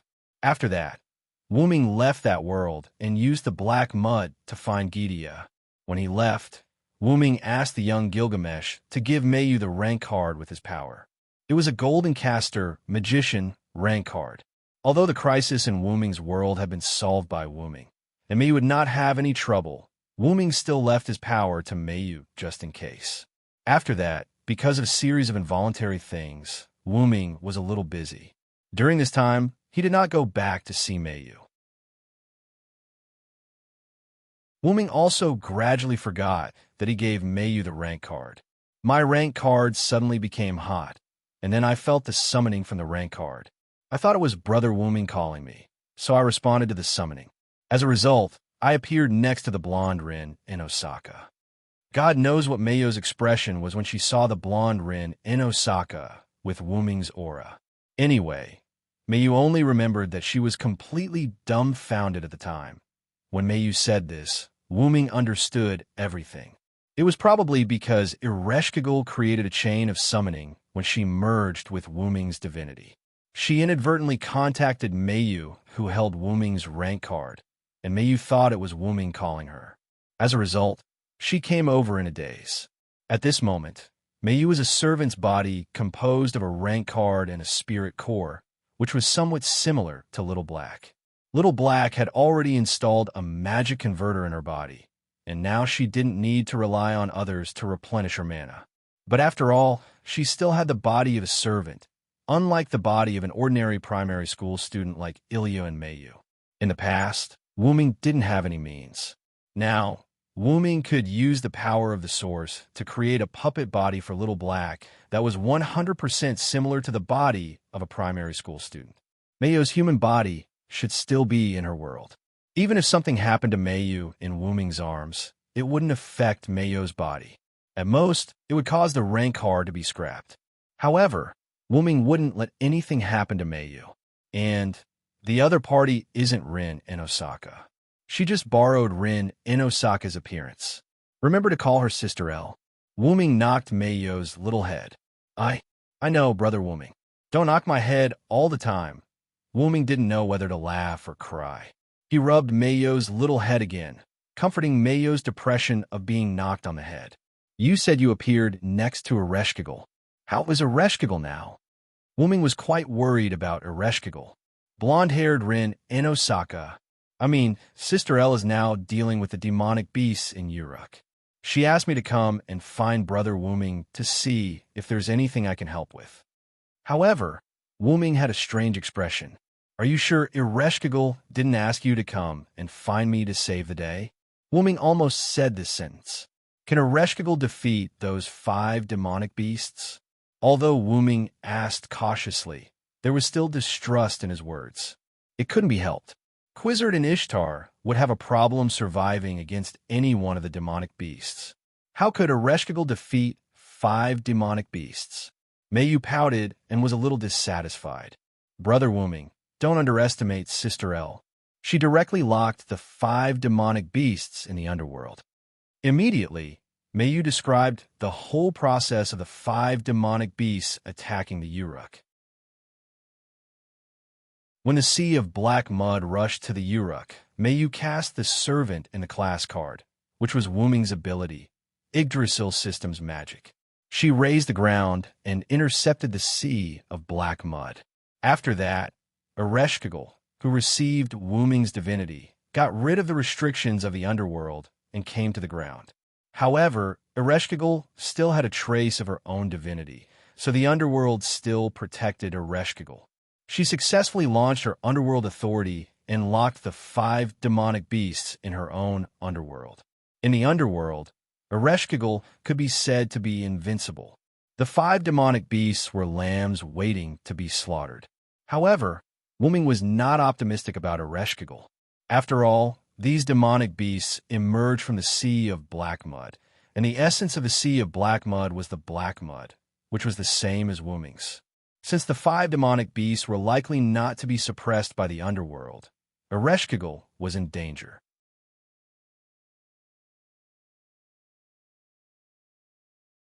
Chapter 1023. Wuming waved his hand, and a clay tablet unique to Uruk appeared in his hand. The clay tablet was covered with Lune runes, and these runes stored the words that Wuming wanted to say. May you immediately bring this to Gilgamesh, and then look for Ereshkigal. Those demonic beasts are not ordinary demonic beasts, and I'm worried that she might have an accident. After Wuming finished speaking, he handed the clay tablet to Mayu. Understand, Brother Wuming. Mayu nodded with a serious expression. Mayu, who had Wuming's class card, was equivalent to Wuming in the state of caster, magician. Her magic power was almost infinite, and she had mastered Lune magic and Yggdrasil magic. She also had a huge amount of divinity and a dragon's breath, and some of Wuming's noble artifacts. Not to mention fighting against enemies. She had no problem protecting herself. In addition, Mayu was a serious and strict child, so Wuming was very relieved to let Mayu handle this matter. What is Brother Wuming going to do? Mayu asked abruptly, and she seemed a little nervous. Knowing that Mayu was worried about his Wuming could not help but smile, and then he put his hand on Mayu's head. Don't worry, I'm just going to solve a small problem. After this matter is over, don't be in a hurry to go back. Stay in Uruk, and I'll make omelet rice for you alone. That's right, Wuming was going to give Mayu special treatment. Although Mayu was a little embarrassed to leave Ilya and Little Black to eat alone, when she thought that she could have Wuming to herself, Mayu was secretly delighted. Well, I'm waiting for Brother Wuming to make omelet rice for me in Uruk. After saying that with a blush on her cheeks, Mayu opened the portal and went in. In this regard, Wuming showed a warm expression. Sure enough, Mayu has always been very sensible. It was not the matter of making omelet rice for Mayu. Wuming's sensible was that Mayu did not ask much. Anyone could tell that the situation was not good just by looking around. Although it was not a certain death, the dark doomsday scene of the sky and sea was still very unsettling. However, Mayu did not ask anything. She did not ask what was going on here, nor did she ask why Wuming said anything. She only listened to her brother's words, listened to Wuming's words, and did what Wuming told her to do. She was completely like an obedient sister who listened to her brother's words. Or perhaps this was Mayu's mature side. If it were Little Black, he might not be as good as Mayu. If it were Ilya, it would definitely be worse. Ilya would most likely get to the bottom of it. If she did not do that, Ilya would definitely be distracted or absent-minded. As if imagining Ilya's embarrassed look, Wuming could not help but smile. For the sake of Beauty Tour, for the sake of Ilya and Blackie who aren't here, I have to work harder. After Wuming finished speaking, he landed on the black mud sea and sat on the surface of the sea. First of all, I need to confirm whether Gadatsi and the others are safe. As Wuming said, he raised his arm and turned the back of his hand to himself. Some red marks were clearly visible on the back of Wuming's hand, which was the magic power crystal of Ishtar's command spell that had been used up before. Although it was said to be a command spell, it did not have most of the effects of a command spell. It only had the effect of replenishing the magic power of the servant. Moreover, after these command spells were used up, they could be replenished through the magic power in the body, but they had not been used, so Wuming did not replenish them. And now it was the time to use them. Wuming's raised hand suddenly clenched into a fist. The originally sparse red marks on the back of his hand suddenly solidified, forming 3 scarlet command seals that resembled a bow and arrow, yet also resembled a pair of wings. Wuming replenished his magic power. After that, Wuming began to issue orders to Ishtar. By the command curse, O goddess of fertility and war, restore your magic power to full. By command spell, mistress of heaven, restore your magic power. By the command of the curse, Ishtar, release your noble phantoms and break through the predicament. That's right. Wu Ming used all the command spells in one breath. Although there were 3 command spells, their function was only to replenish Ishtar's magic power. The first command was to replenish Ishtar's magic power. The second command was to make Ishtar's body overflow with magic power. The third command was to make Ishtar's magic power so much that it was completely out of control, to the extent that it would cause a big explosion if left alone. In this way, the effect of Ishtar's noble phantoms would be several times the original, or even more than 10 times. After all, this was not a game. Doubling was not just multiplying by 2, and multiplying by several times was not just multiply by several. In this way, Wu Ming believed that Ishtar's noble phantoms would be able to affect the surrounding environment. With this, Wu Ming would be able to find them. Sure enough, a few seconds after Wu Ming gave the 3 orders, a light that resembled a falling star appeared in a certain direction. Then, there was a big explosion. On Gadatsi's side, after the big explosion caused by Ishtar's noble phantoms, Matthew put away his noble phantoms, revealing a few pterosaurs and a few people on their backs. Just now, everyone was still thinking of a way to get out, but Ishtar suddenly panicked and shouted for Hyunryong. Then, she released her noble phantoms that seemed to be many times stronger. After Ishtar's attack was released from Anna's horse, Matthew also activated his noble phantoms and successfully blocked in front of everyone, blocking the aftershock. TSK, TSK, TSK.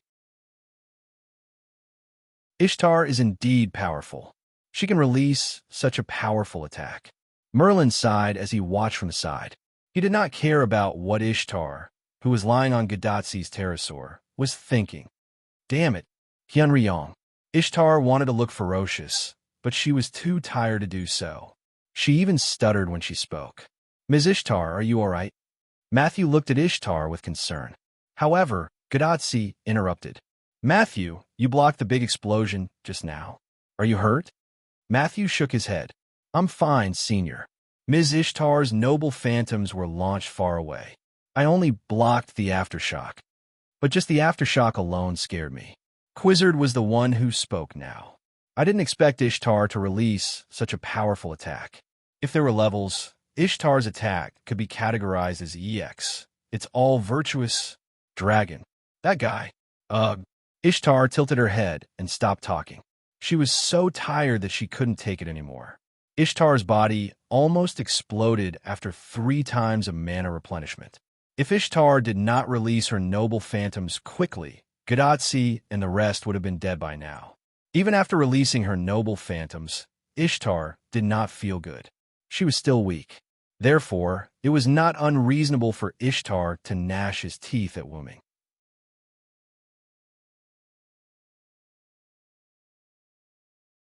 Chapter 1024.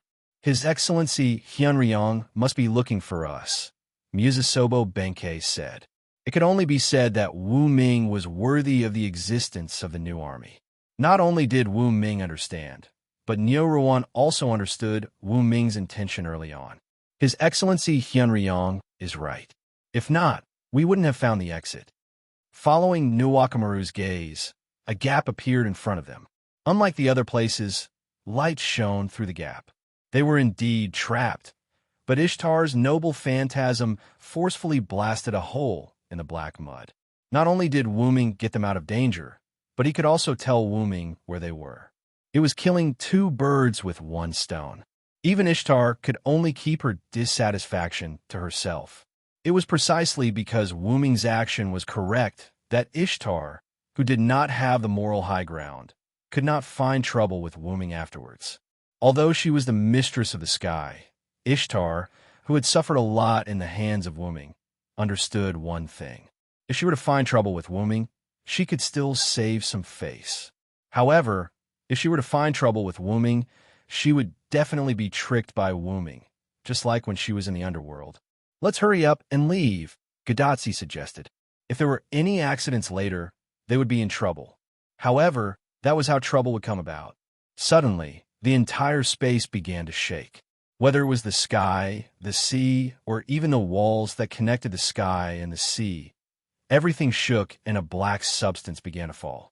The sharp-eyed Quizzer was able to immediately tell that the black substance was black mud. Quizzer immediately ordered the pterosaurs. Quick, pterosaurs, head there at full speed. A few pterosaurs flew in the direction of the gap. They were so fast that Gadotsi had to hold on tightly to their backs. However, the black mud was falling faster and faster. Gradually, the entire space looked like it was raining black mud. The raindrops were the size of fists. Fortunately, the gap between the raindrops was large and it was not a rainstorm yet. Therefore, they could continue to fly over on the pterosaurs. However, because the pterosaur was jumping up and down and swaying left and right to avoid the rain of black mud, Gadotsi almost couldn't catch it. Fortunately, Mashu was there to help Gadotsi. She didn't let Gadotsi fall down, nor did she let Gadotsi touch the black mud. However, everyone could see that the raindrops were getting bigger and denser. At this moment, the pterosaurs were still halfway to the exit. Although everyone knew that they could not touch the black mud, Quizzer could not help but say, "Everyone, don't get touched by the black mud." However, now that the volume and frequency of the raindrops had increased, it was too difficult to not get stained by the black mud. The first accident happened. Gah! The pterosaur that Nawakamaru and Yuzusobo Benkei were riding on was dripped by a drop of the black mud and let out a scream. Then, the entire pterosaur flew around uncontrollably and even collided with several drops of rain. Lady Nawakamaru, don't worry about me, Michi. Nawakamaru and Yuzusobo Benkei's panicked voices came from the pterosaur. Lady Nawakamaru, Mr. Michi, Matthew shouted nervously. Whoosh! Suddenly, countless petals flew to Nawakamaru and Yuzusobo Benkei's pterosaur. It was as if the pterosaur was frozen in place and became quiet. The rain that fell from the sky seemed to have encountered some resistance and was blocked by the petals. In the next second, Merlin flew over on the pterosaur while Yuzusobo Benkei and Nawakamaru took the opportunity to jump on a Merlin's pterosaur. Piedra del Sol. The Quetzalcoatl god had released the real phantasm of the Piedra Almanac that was originally in the Temple of Eridu. Although Eric Metropolis was drowned by the sea of black mud, the Piedra god had summoned the Piedra Almanac to her side before Eric Metropolis was drowned. As for the size, it was Quizzard's phantasm and could be changed at will. Flames and lava emerged from a fiery red stone in Quizzard's hand and formed a semicircular protective shield. Quizzard raised it above her head. Everyone come to my side. The protective shield of flames and lava blocked the rain above Quizzard's head and was wide enough to protect the others. The pterosaur that Gadotsi and the others were riding on immediately flew over. Everyone immediately flew toward the gap without stopping. After all, it was better to leave as soon as possible. The pterosaur that was stained by the rain fell into the darkness below as if it had died. After they were safe, Yuzusobo Benkei took the lead to ask about Nawakamaru's safety. Lady Nawakamaru, are you okay? Nawakamaru half knelt on the pterosaur's back and shook his head to show that he was fine. Di-Ching, no, Ocean Lord, it's all thanks to you this time. Nawakamaru knew that she was almost stained by the black mud. Although it was just a little bit of black mud, who knew how the black mud eroded? Was it instant assimilation? Or did it need time? No one knew, and no one would try. What are you talking about, Nawakamaru? As long as you're okay. Yuzusobo Benkei, who was half kneeling on the pterosaur's back, lowered his head silently, as if he was dead. This gave Nawakamaru a shock. Similarly, Gadotsi and Matthew, who were on the pterosaur's back, were also shocked. Mr. Di-Ching, Quizzard, who was using her noble artifact, and Ishtar, who was exhausted, did not have time to care.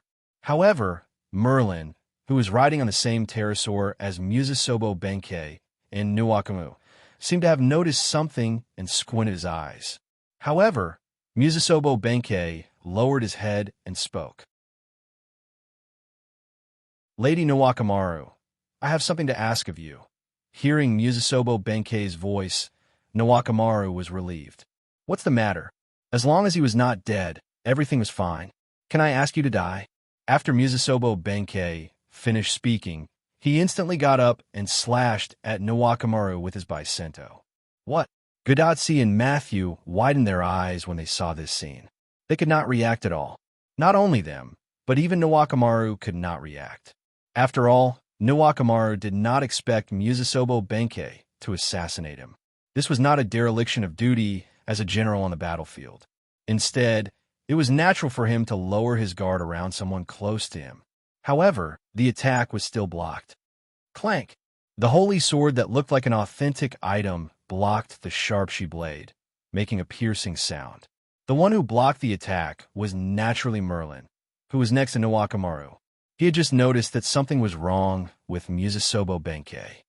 Sure enough, you have been assimilated by the black mud.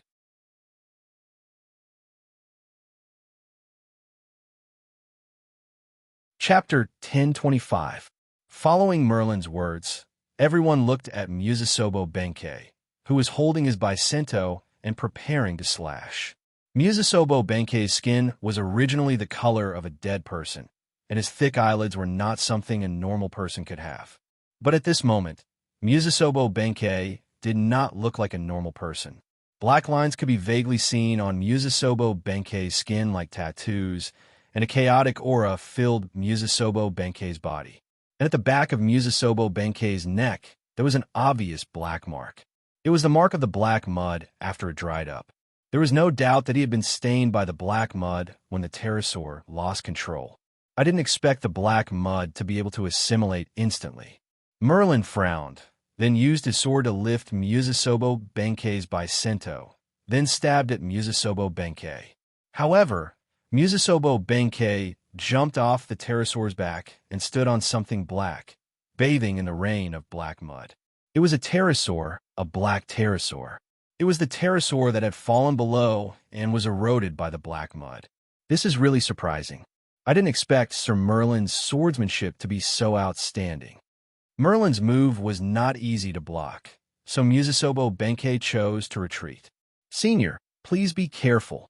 Matthew, who reacted at this moment, immediately held his shield in front of Godatsi and Ishtar and looked warily at Musasobo Benkei, who was standing on the black pterosaur. Quizzer knew what had happened, but she did not move and maintained her lava shield. However, the pterosaurs collectively sped up again. They had to leave the range of the rain of black mud first, or they would be in an extremely disadvantageous situation no matter what they did. Musasobo Benkei went from the pterosaur lost control due to the black mud to assassinating Nawakamaru in less than 10 seconds. There was no doubt that he had been assimilated by the black mud, or Tiamat's authority, in these 10 seconds or even shorter. To be honest, this assimilation speed scared Quizard. How could there be such an exaggerated ability in this world? Quizard did not know that Tiamat's ability was most likely strengthened by the black mud, so she could only be amazed. He wasn't sure if the assimilation speed had anything to do with one's strength, but he was afraid that he would be done for once he was infected. Therefore, he had to leave the range of the rain of black mud. However, the black pterosaur at the same speed at the same time, the pterosaur was not far behind Nawakamaru's. At this moment, Nyoruowan spoke. When Nawakamaru's state of mind was unusually good. She did not break down because of Musasobo Benkei's assimilation. Instead, she talked to him very calmly. Merlin silently took a few steps back, leaving space for Musasobo Benkei and Nawakamaru to talk. The moment I asked you about your situation, I felt the existence of Mother. That is the supreme truth, the true Buddhist kingdom that saves all living beings from suffering. When he said this, Musasobo Benkei was clearly a little excited. No, it should be crazy. Lord Nawakamaru, I want you to return to Mother's embrace with them, and you should be in front of them. Unfortunately, you were stopped by Sir Merlin. As if he had really missed something important, Mizusobo Benkei shook his head regretfully. Stay here and let this penniless monk send you to see Mother. With that, Mizusobo Benkei raised his hand and grasped at the gap. Countless black mud filled the gap. The gap began to heal quickly. At this moment, Mizusobo Benkei could actually control the black mud. This gave everyone a fright. It was not easy to open a gap in this black mud space. Once it closed, who knew how to get out? It was hard to say whether Wu Ming could find them again. Everyone, come on my side. Quizzer called out to the crowd. Merlin was the first to jump onto Quizzard's pterosaur.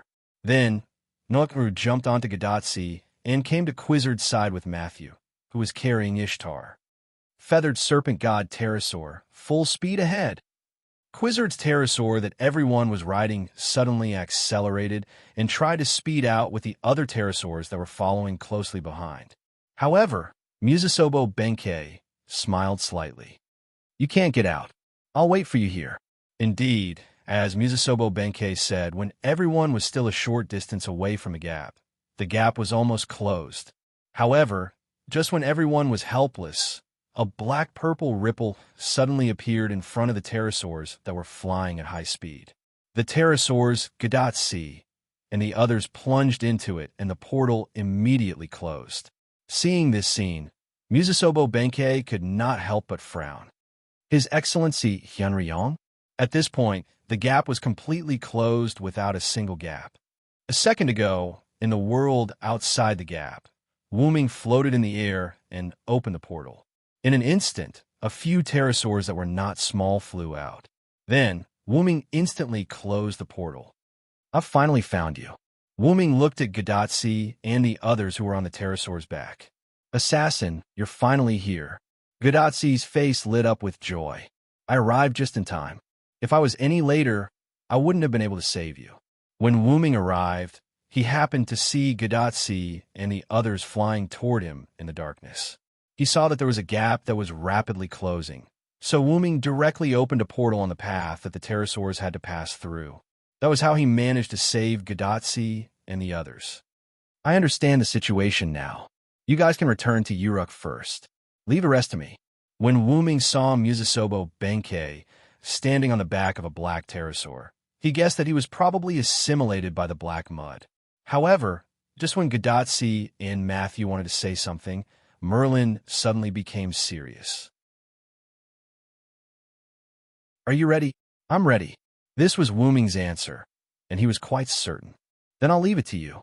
In this regard, Wu Ming did not say anything and only nodded.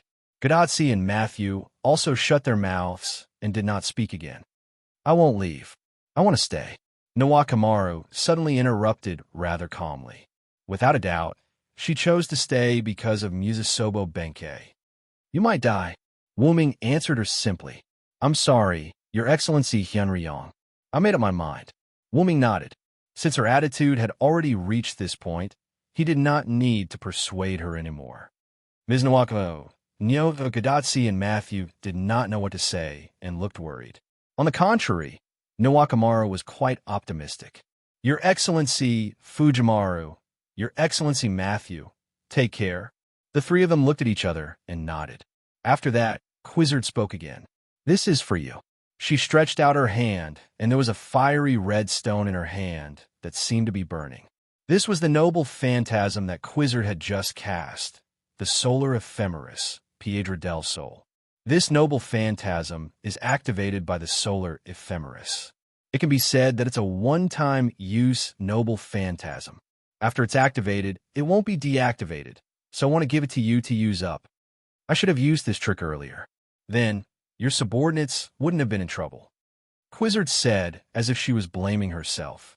In this regard, Nawakamaru shook his head. It's not your fault, Your Excellency Quizzard. The rain of black mud was getting more and more difficult to dodge, so it was not an accident that it was hit. Moreover, this was a one-time use noble phantasm, so it must be kept for critical occasions. What's more, Quizzard immediately used this noble phantasm when there was an accident just now.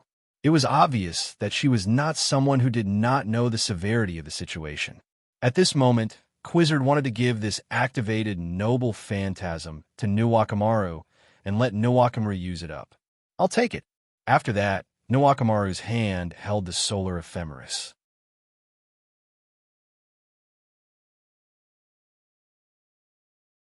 Chapter 1026. Wuming opened the portal to Uruk and let Gadatsi and the others go back.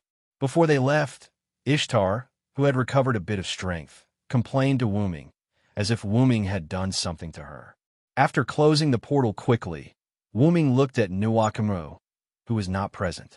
At this moment, Nawakamaru's right hand was clenched into a fist, and smoke was coming out of it. That was the sign that the solar ephemeris was causing damage to Nawakamaru's body, or rather, the spirit base. You really don't have to do this. Wuming spoke again, although he knew it was useless. The ocean venerable followed me to the end this time, so I can't leave him behind. Then, Nawakamaru changed the topic. By the way, Sir Hyunryong, have you prepared your trump card? Wuming nodded and looked in the direction he came from. Almost, but I still have something to do, and you're here. What Wuming meant was that Nawakamaru could help Wuming complete this matter. Please tell me, sir. I will not hesitate to go through water and tread on fire. At this moment, Nawakamaru was like a loyal warrior, waiting for the king's order. Wuming smiled at this. It's not that serious. I just need you to force Tiamat out. Force her out? Nawakamaru was stunned. What should she do? And Wuming looked at her hand, or rather, the solar ephemeris in her hand. I need you to burn the black mud. On the other side, on the sea of black mud, Wuming sat cross-legged on the sea with his eyes closed, as if waiting for something. However, Wuming's shaking fingers showed that Wuming was not just waiting. He was constructing a tactic to summon his trump card. That trump card was not his noble phantasm. He needed the help of Kalis, who was in the route, to complete the summoning of this trump card. The reason why Kalis did not say much was that she was focusing on perfecting this trump card. The one who went to rescue Gadatsi and the others was Wuming's doppelganger, which was transformed from a dependent. Except for the only weapon that could not be replicated, Wuming's doppelganger had 100% of Wuming's strength. Other than saving Gadatsi and the others, Wuming's clone had another mission. Wuming's trump card still needed a primer before it could be used. Only when Tiamat truly appeared would he be able to use it. Thus, luring out Tiamat was another mission of the doppelganger. Coincidentally, Quizzard had given the solar almanac to Nawakamaru, so Wuming's doppelganger did not need to do anything else other than use the solar almanac to burn the black mud. Although there was no way to completely burn the black mud, Wuming speculated that as long as a part of it was burned, Tiamat would definitely appear. Wuming guessed that this black mud was most likely something that belonged to Tiamat's body. Thus, as long as a part of it was burned, Tiamat would definitely appear. Wuming, on the other hand, only needed to wait quietly and design a supportive tactic. Suddenly, the eastern side of the sky turned red and the light of the fire soared. It was obvious that Nawakamaru had begun to use the solar almanac to burn the sea of black mud. And it was also at this moment that the entire sea of black mud, as well as the space of black mud in the southeast where Gadatsi and the others had been trapped, began to produce powerful magical fluctuations. And along with this powerful magical fluctuation, Wuming's trump card, which he had prepared long ago, also began to form a connection with this world. Is Tiamat about to come out? Wuming opened his eyes and looked in the southwest direction, then looked at the sea of black mud beneath him and took a deep breath. The moment had finally arrived. Wuming was about to activate this trump card that had been born out of a sudden whim. Let's begin, Kalis. Yes, master. After the conversation, Wuming's body seemed to have given up all resistance and accepted the gravitational force, sinking directly into the sea of black mud. On the other side of Wuming's clone, Nawakamaru fell into the sea of black mud, and the solar almanac in her hand burned the black mud around her. The black mud dissipated at a speed visible to the naked eye, but this could be said to be harmless to the sea of black mud. However, calling out Tiamat only required a little stimulation. Whether or not the black mud could evaporate was not within Wuming's consideration. It was just like how mosquitoes sucking blood would not cause much harm to humans. but humans would always react when they realized that their blood was being sucked. Feeling the increasingly turbulent magical power around him, Wuming's clone nodded silently, then waved his hand and opened a teleportation portal beside Nawakamaru. That's enough, Nawakamaru. Return to Uruk. What's next is not something you can handle. Wuming shouted at Nawakamaru. Nawakamaru's spiritual base was gradually collapsing as she released a relic that did not belong to her. If this were to continue, there was no doubt that she would leave. Wuming did not want to kill Nawakamaru. However, Nawakamaru did not seem to hear what Wuming said as she continued to release the flames and lava from the solar almanac. Nawakamaru's face was a little twisted. It seemed like Nawakamaru's mental state was not very good, and she was probably on the verge of turning evil. Wuming controlled the teleportation portal to swallow Nawakamaru, leaving the solar almanac alone. Wuming's clone went to the solar almanac and held it with one hand, injecting a large amount of magical power into it. Since it was a one-time relic, Wuming's clone decided to inject magical power into it before the relic lost its function completely until the solar almanac could no longer take it or dissipate it. The solar almanac was getting more and more ferocious as it received an endless supply of magical power. Countless flames and lava were surging as if they were going to destroy the world, constantly devouring the sea of black mud. This time, it was no longer a mosquito bite but a venomous worm bite.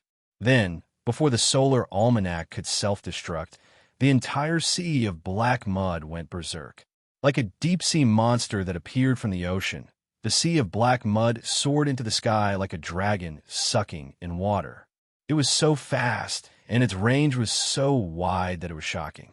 Wuming's clone, who was in the range, escaped through the teleportation portal at the last moment with the solar almanac and arrived at where Wuming was previously. The two places were quite far apart, and the sea there was only shaking. Wuming's clone exclaimed as he watched the sky and water turn dark. It's a little sudden, but this proves that Tiamat is panicking. The solar almanac's movement earlier was considered to have hurt Tiamat. Otherwise, the sea of black mud would not have such a huge movement. After all, it was a one-time relic of the South American Master God. After receiving Wuming's massive magical power, even Tiamat could not be unaffected. Wuming raised his hand and looked at the solar almanac that was about to burn out. He made a decision. It's time for you to fulfill your final mission. Wuming waited and then threw it to the place where the sky and water were so dark that he could not see the situation clearly. In the next second, the solar almanac was like the sun that shone on everything, releasing its last ray of light in the sky. A gigantic dragon beast that was many times bigger than the 11 demonic beasts earlier was standing there with its eyes closed. That was Tiamat.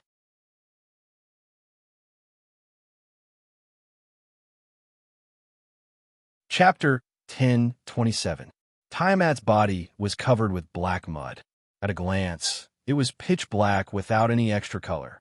Her four limbs were on the ground in the posture of a beast, and only her mouth was faintly visible with an exaggerated degree of crack. This oppressive feeling, as expected of the goddess of creation. Wuming's doppelganger's tone was full of emotion. It couldn't be helped. Anyone who saw this scene would feel the same way, such as Gadatsi and the others who were far away in Uruk. Because of Wuming's vigilance, the 5 magical beasts trapped in Ereshkigal's underworld didn't do anything. After Mayu brought the letter to Gilgamesh, Gilgamesh allowed Mayu to take part of the combat power to the underworld to investigate. After that, Mayu took Enkidu, Funbaba, and Zhuge Kongming, who rarely came out, to the underworld. According to Zhuge Kongming's idea, he restudied the seal of divine right, Dinger, and wanted to find a magical beast to test it out. The 5 magical beasts were indeed, as Wuming said. The underworld didn't restrict them. Ereshkigal almost failed. Fortunately, Mayu arrived with reinforcements, and Zhuge Kongming's new seal of divine right, Dinger, was also verified. The price was that the 5 magical beasts died. After that, Ereshkigal didn't continue to stay in the underworld, and Zhuge Kongming also didn't stay in the house. At this moment, everyone, including Ereshkigal and Zhuge Kongming, and those who returned to Uruk gathered on the southwest city wall, looking at Tiamat's figure in the distance, which was illuminated by the solar calendar stone. Although a large sea of black mud formed Tiamat's body, there was still a large sea of black mud spreading on the ground, and it didn't seem to decrease at all. That's Tiamat. Gadatsi's throat moved. Obviously, she was surprised and afraid of Tiamat. Even Quizzard, Ishtar, Ereshkigal, and other goddesses felt a trace of fear. It was enough to show how powerful Tiamat's deterrence was. Tiamat appeared in the depths of the Persian Gulf, which was the Indian Ocean region. It was thousands of miles away from Uruk city. However, even so, because of Tiamat's huge body, Gadatsi and the others could see Tiamat from Uruk. Before this, everyone in Uruk was ordered by Gilgamesh to stay in their homes or temporary residences to pray. They were not allowed to go out and ignore anything that happened outside. Therefore, Tiamat's appearance didn't cause any panic among the humans in Uruk. That's right. That huge dragon beast is the creation mother of Mesopotamia, Tiamat. Merlin walked to the front as a commentator. Tiamat's body was used to create the world, which means that her body must be huge. However, this size is beyond my imagination. Roman's sarcastic voice came from Gadatsi's bracelet. However, now wasn't the time to talk about this, right? How are they going to fight such a huge Tiamat god? Doctor, can you still track Assassin's location? Before thinking about how to fight Tiamat, Gadatsi was first worried about Wooming. No, it's too far away. Plus, the black mud has a disruptive effect. There's no way to detect Hyunryang's location. However, at this moment, a young voice came into everyone's ears. Brother Wooming is fine. May you looked into the distance with eyes full of trust. Although everyone was baffled by the fact that she was Wooming's sister, Mayo's aura was indeed Wooming's. It couldn't be faked. Brother Wooming saved my world and Ilya's world. At the same time, he also saved me, Ilya, and Blackie. Brother Wooming saved everyone. This time, I believe that Brother Wooming will also save everyone. That was the trust between Mayu and Wooming. As soon as those words came out, everyone was no longer worried about Wooming. Even their fear of Tiamat was reduced a lot. Following this atmosphere, Merlin, who acted as a commentator, spoke again. The beast of original sin has appeared. The human's evil will lead to the appearance of the crown servant. In addition, the appearance of one evil will lead to the birth of another evil. The crown servant has already appeared. The next thing to be born is a new human's evil. Thus, to fight against the beast of original sin, Merlin's words were ethereal and deeply rooted in people's hearts. The entire Uruk seemed to have heard it, including Gadatsi and the others beside Merlin. In the next second, reflecting Merlin's words, the crown servant has already appeared. A bell sounded out of thin air. Dang, dang, dang. Gadatsi and Matthew couldn't help but shiver. In the next second, an old man wearing a tattered linen and a hood stood in the middle of the crowd. Gadatsi and Matthew were shocked. Although the others were shocked by the old man's infiltration method, they didn't show anything because they were used to not showing their emotions. Obeying the will of heaven, the crown assassin, Hassan Sabah, gives the opportunity to live from death. The old man's words were old but full of confidence. Gadatsi, Matthew, and Roman and Leonardo da Vinci in Chaldea were all surprised.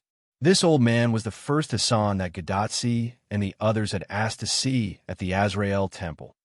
Come on, the evil that represents the opposite of the crown, the existence that has inherited the name of the beast, the apex of evil in the human fire worship sect, the three-headed demonic dragon, appear here.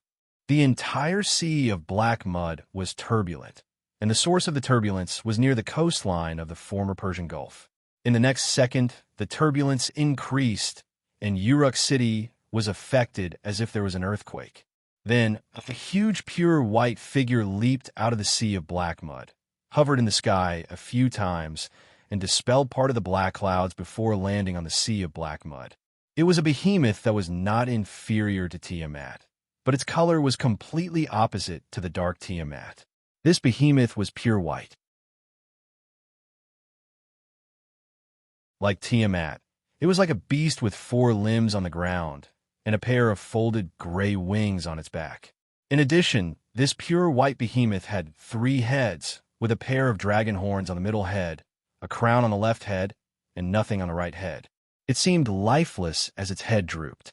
In addition, the pure white behemoth was holding 2 demonic beasts that were larger than humans in size. They were Musu Maf and Kru, who had escaped. The black beast and the pure white beast stood opposite each other with their eyes closed, as if waiting for an opportunity. That is. In response to Gadatsi's question, Merlin, as the commentator, continued to speak. One of the evil points in the Persian fire worship sex mythology, the 3-headed demonic dragon that once destroyed half of the world, Az-Dahaka, has now appeared as another human evil beast. Gadatsi and Matthew were shocked. However, Ishtar, who had almost recovered, noticed a clue. She realized that she had seen the 3-headed demonic dragon's middle head before. Wait, is this 3-headed demonic dragon transformed by Hyunryong? Hey? Gadatsi and Matthew looked at Ishtar in disbelief. Look, the 3-headed demonic dragon's middle head is basically the same as the head of Hyunryong's dragon body, isn't it? Everyone looked at the place where Ishtar pointed. Gadatsi, Matthew, Quizzard, Leopard Man, and Anna had never seen Wuming's dragon body, so they were not sure. However, Gilgamesh and Nawakamaru definitely knew. When Wuming transformed into his dragon body and fought with Gorgon, although they were still far away, Nawakamaru, as a servant, must have some impression of it. However, the only ones who knew the most were Merlin, the cheater, and Enkidu and Funbaba, who had always been by Wuming's side. Immediately, Enkidu spoke. That's right. That human evil is indeed Hyunryong, Sama's transformation. It was summoned by Crown Assassin and another human evil. Human evils were attracted to each other. When a human evil appeared, other human evils would appear in turn. This was destined, and Crown's servant, as the suppression mechanism of human evils, would naturally appear together with human evils. In other words, where human evils appeared, there must be Crown's servant, and where Crown's servant appeared, there must be human evils. However, this became a contradiction. In the end, did the Crown's servant appear first, or did the beast appear first? Wuming relied on Crown Assassin and the double primer to successfully appear as a Crown servant. And as the carrier, naturally, was the 3-headed demonic dragon Az-Dakaha's body that Wuming obtained from the box world.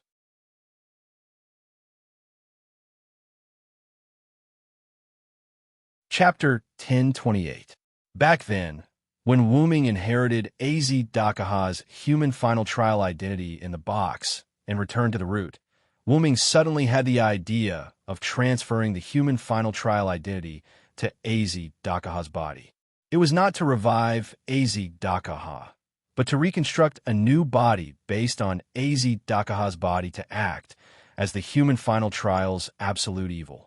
When Wuming entered the Mesopotamia singularity, his spiritual base was forged from Az-Dakaha's body. Kalas continued to perfect and refine the concept of a human final trial in the root, adding the concept of the human final trial identity to Wuming's spiritual base created by Az-Dakaha. However, later on, after realizing that the enemy was the human evil, Wuming had a new idea, to use the human evil's identity to appear. Merlin also said that the human evil and the crown's servant were attracted to each other. If one existed, the other would exist. Likewise, the human evil and the human evil would also attract each other. If one existed, the other would also appear. This was an unbreakable rule. The human final trial identity was similar to the human evil identity itself. Furthermore, Az-Dakaha belonged to Persian mythology, and Persia was a part of Mesopotamia. Therefore, with the crown servant assassin and the other human evil as the primer, and with the suppression force behind Wuming giving him some face, the new human evil, Beast 7 Az-Dakaha, was naturally born. The human evil 7th beast is Lord Hyunryong's trump card. Because this human evil was controlled by Wuming, although it was harmful to humans, Wuming would not actively harm humans. He would leave the Type Moon world after eliminating the other human evil, Tiamat, so he would not harm humans. It was even possible that after he left, the human evil would automatically leave him and return to the real Beast 7. That's right, the human evil was transformed from the love of the 7 humans. Wuming was only temporarily using a series of methods to appear as the 7th beast, but he did not truly become the human evil. However, if the human evil that inherited the 7th beast remained in the Type Moon world, it would be qualified to become the new beast and replace the original 7th beast. After all, the scene that Az Dakaha, who inherited the final trial's absolute evil, most wanted to see was the human hero standing on its corpse and advancing towards a better future. In a sense, this was also considered love. After all, the human final trial's absolute evil in the Type Moon world was an evil that humans had to overcome. It was fully qualified to do so. The human evil against the human evil. This is Hyunryong's trump card. Merlin said the final words. Now, the battle of the beasts that only exists in fantasy is about to begin. Following Merlin's words, Enkidu, who was originally carrying Funbaba, put down Funbaba and flew into the sky. It turned into a dazzling silver chain and flew towards the pure white, 3-headed demonic dragon, wrapping around its drooping head. In the next second, the 3-headed demonic dragon's 3 heads opened their eyes at the same time. Red pupils, and blue pupils appeared in the eyes of the 3 heads respectively. Trinity, huh? Gilgamesh saw the 3-headed demonic dragon's current state. The 3 heads were occupied by 3 different spiritual bases. One of them was Wuming's, another was Enkidu's, and the last one seemed to be Wuming's magic attire. It's rare to see a magic attire with a spiritual base alone, Zhuge Kongming commented. Then, as the 3-headed demonic dragon opened its eyes, Tiamat on the opposite side also opened her eyes, revealing a pair of shining starry eyes. Roar! The 3-headed demonic dragon roared like an ordinary beast. Hey! Tiamat let out a mournful cry that sounded like a song. The 2 giant beasts let out their own roars, and then the battle began. After the roar ended, the pure white giant beast casually swallowed Musumafu and Kuru, as if it was demonstrating its power. Hey! The pitch-black giant beast expressed its anger. Its roar contained a powerful magical power, and the sea of black mud was forcefully split apart by this magical power. However, the pure white giant beast wasn't affected by this roar at all. It spread the curled shadow wings on its back. The shadow wings covered the sky and were so huge that they were bigger than the pure white giant beast's body. With the help of the shadow wings, the pure white giant beast flew into the sky. Its mouth contained a white light that could destroy the world, and it suddenly shot it toward the pitch-black giant beast. Dong!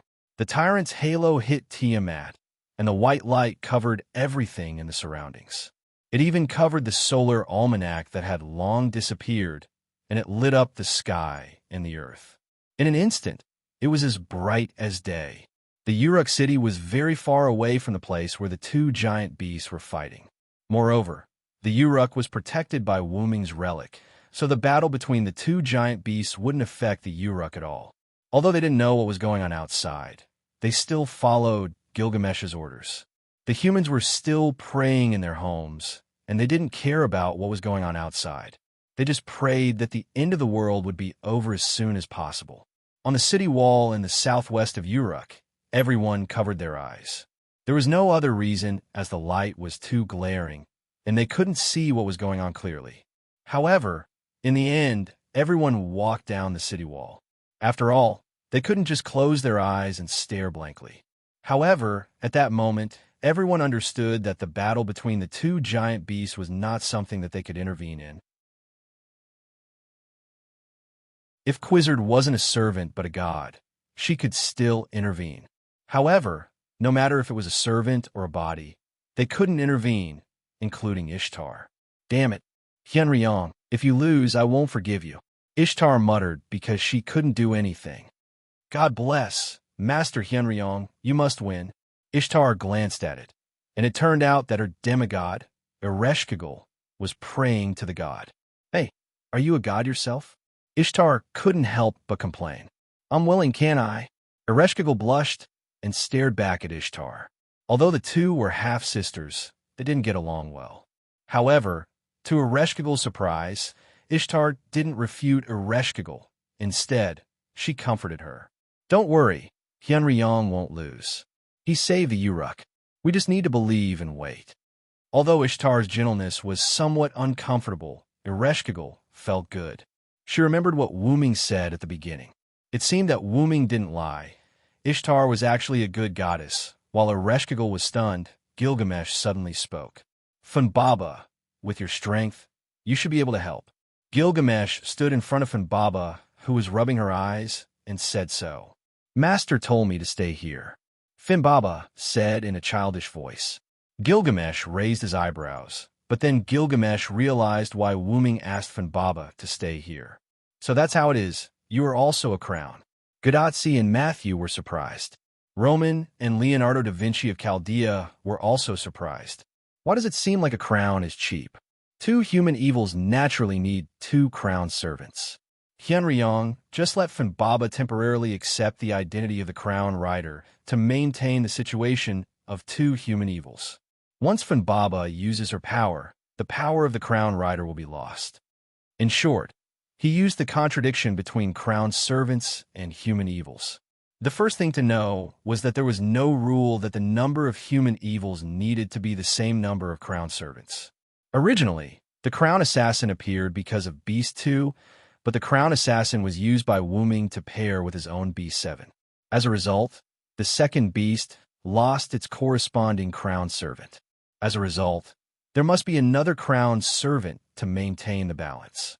Wuming must maintain this state so that the contradiction will not be broken and he can continue to exist.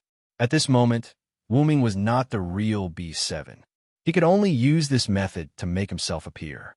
Hearing Merlin's clear and logical analysis, everyone was enlightened. However, there was something that Merlin didn't understand. Merlin could understand why the first Hassan cooperated with Wuming's action. After all, the two had met before. But what about Funbaba? She was neither a servant nor a human. How could she take on the title of rider? The reason was that the suppression force was Wuming's backer. He temporarily put the title of rider on Funbaba without the slightest pressure. Wuming paid the price anyway. During the acceptance of the title, Funbaba couldn't use her power. However, Merlin would never know the answer.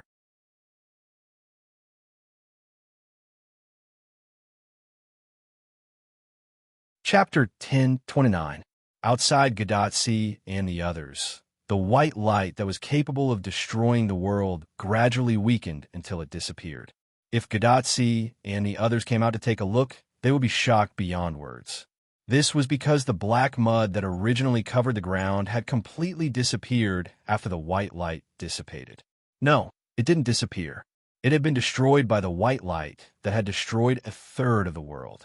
The hegemon's halo, Karina, contained an inheritance that could destroy a third of the world. It was known as the strongest gift of the Flash faction in the Box Garden world, and could be said to be AZ Dakaha's proudest move. This was because this move was the manifestation of the three-headed dragon's inheritance that had destroyed a third of the world. It was a move that completely belonged to AZ Dakaha.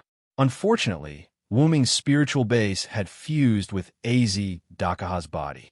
This move that he was so proud of also belonged to Wuming. Wuming had used the ability to destroy a third of the world to choose to destroy the black mud that had covered half of Mesopotamia.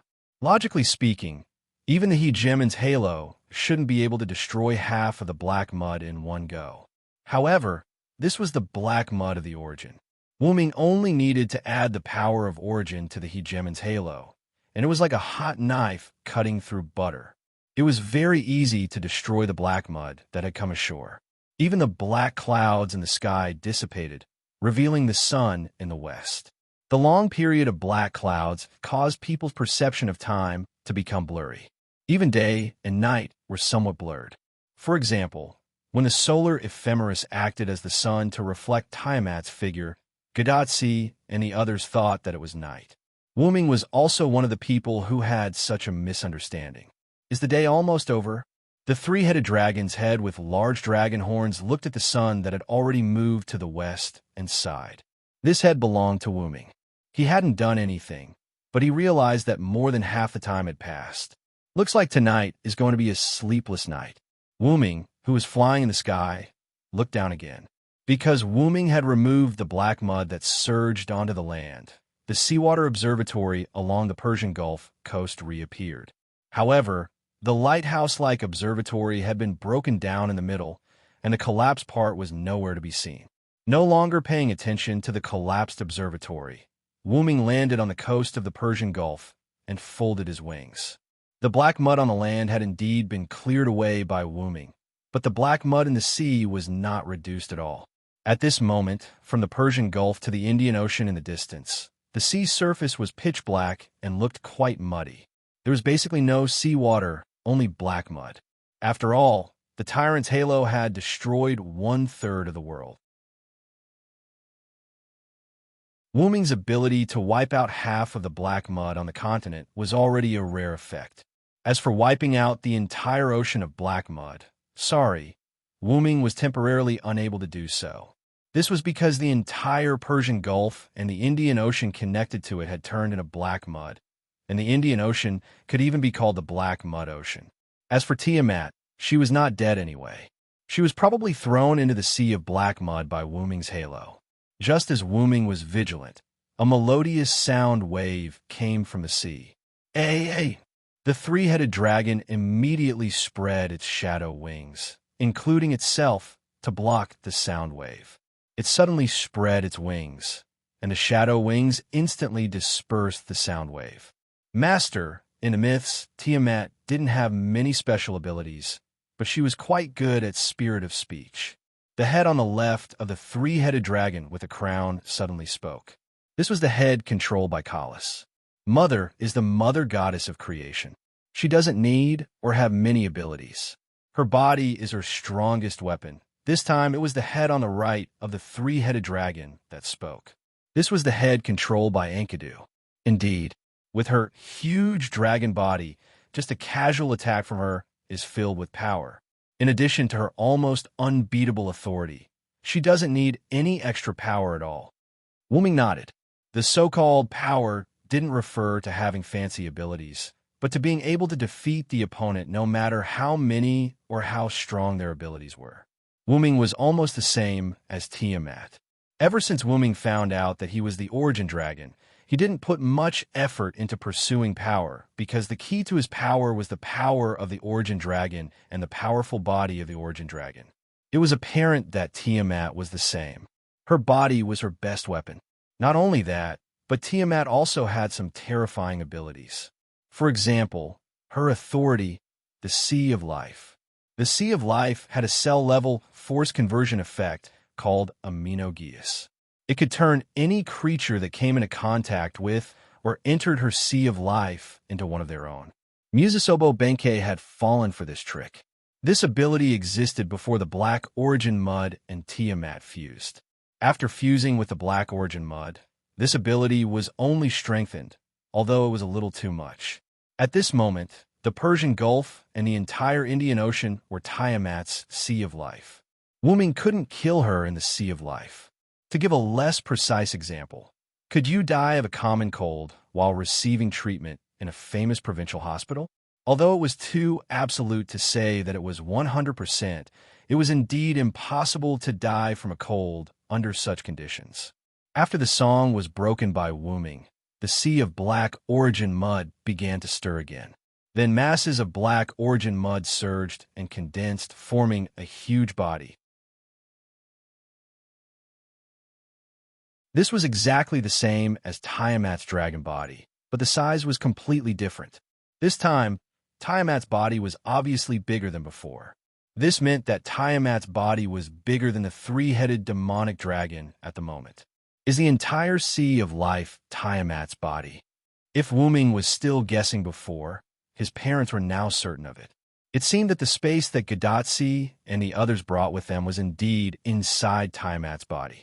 However, why didn't Tiamat attack Gadotsi and the others? Instead, Ishtar only began to move after she blasted a hole in the space.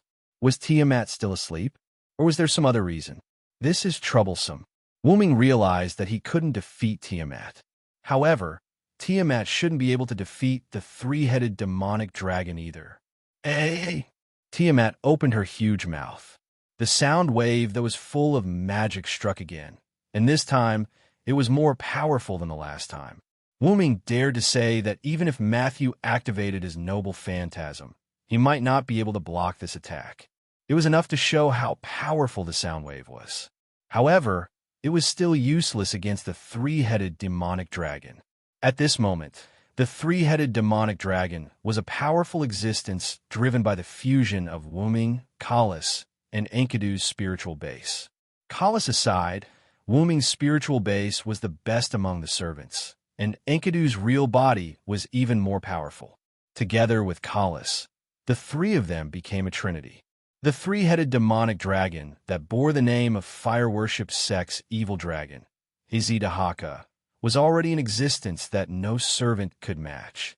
No, it should be said that the three-headed demonic dragon at this moment was not an existence that could be defeated simply by having powerful strength. After all, the three-headed demonic dragon's current identity was a human evil, and defeating a human evil often required not only strength, but also wisdom, human wisdom. Both sides were human evil, so neither side could do anything to the other. However, Wuming still had the upper hand at the moment. After all, he was once a human, and the three-headed demonic dragon was a trinity existence. At this moment, Tiamat was facing three existences, which was 3 against 1. That was the advantage that Tiamat did not have. Master detected a powerful binding on Goddess Tiamat's body. Binding? Yes, and it seems that Tiamat added the binding herself.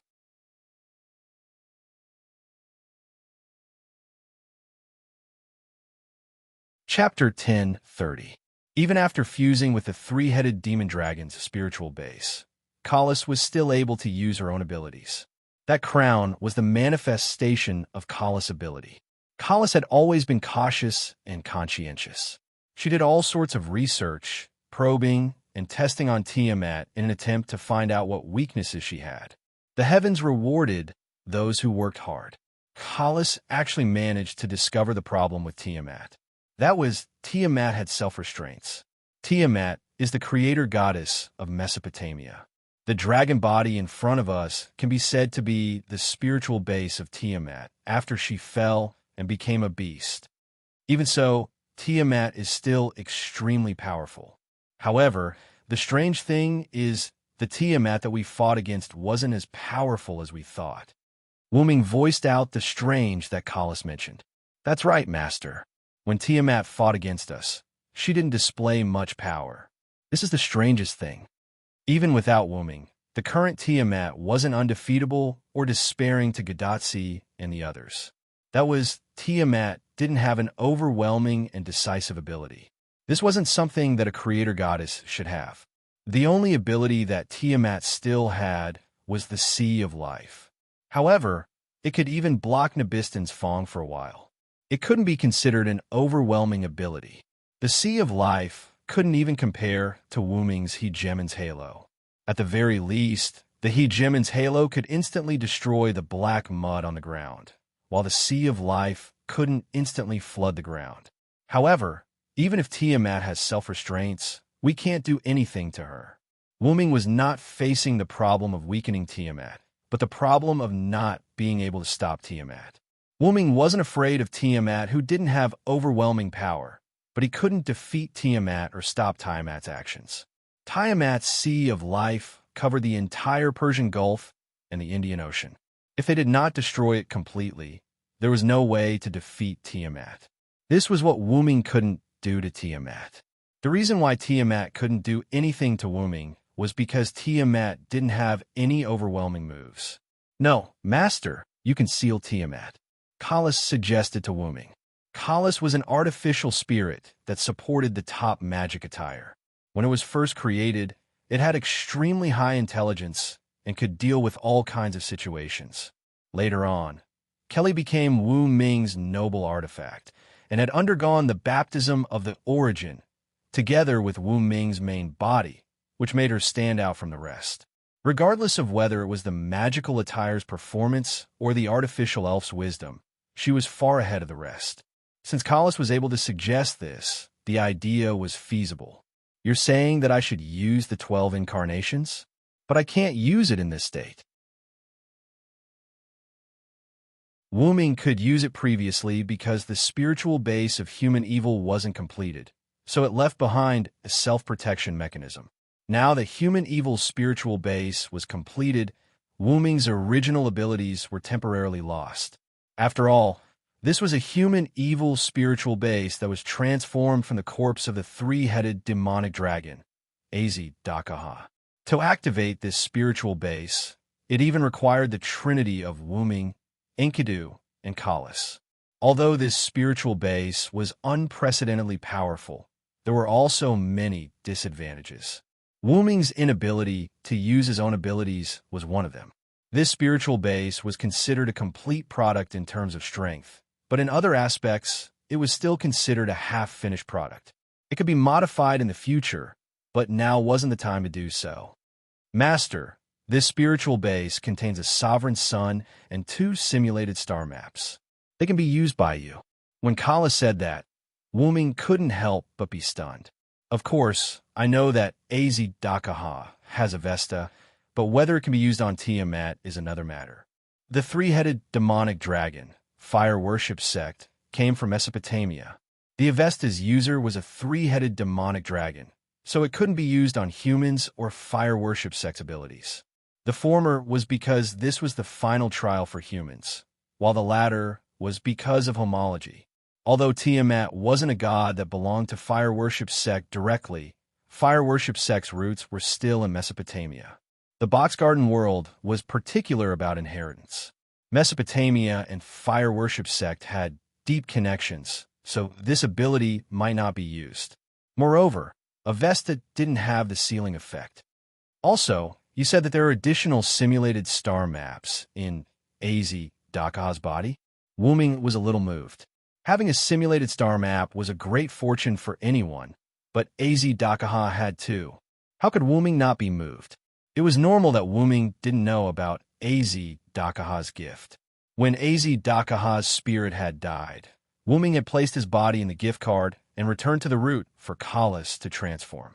Because his physical body was still alive, the power that existed in Az-Dakaha's body wouldn't be like when Silent killed Maxwell, which resulted in a falling object. Only the Tyrant's Halo was used by Az-Dakaha in front of Wu Ming. As for Avesta, Az-Dakaha didn't even have time to use it before it was sealed by Wu Ming's golden sword. Wu Ming had heard about Avesta's specific effects from Galji. Forget it. Kalas, control the body. Enron, help me. I'll go inside and take a look. Yes, Master. Yes, Master Hyunryong. After Wu Ming finished speaking, the middle head of the three-headed demonic dragon drooped down as if it had lost its soul. After that, the three-headed demonic dragon's entire body was controlled by Kalas, with Enkidu assisting from the side. The three-headed demonic dragon once again gathered the tyrant's halo in its mouth. Even if it couldn't kill Tiamat, it had to constantly interfere. Tiamat, on the other hand, let out a sorrowful and angry song. On the surface of the sea of life, something seemed to have appeared and began to shake. Inside the spirit base. When Wu Ming said to take a look inside, he meant to go to the depths of the spirit base to take a look.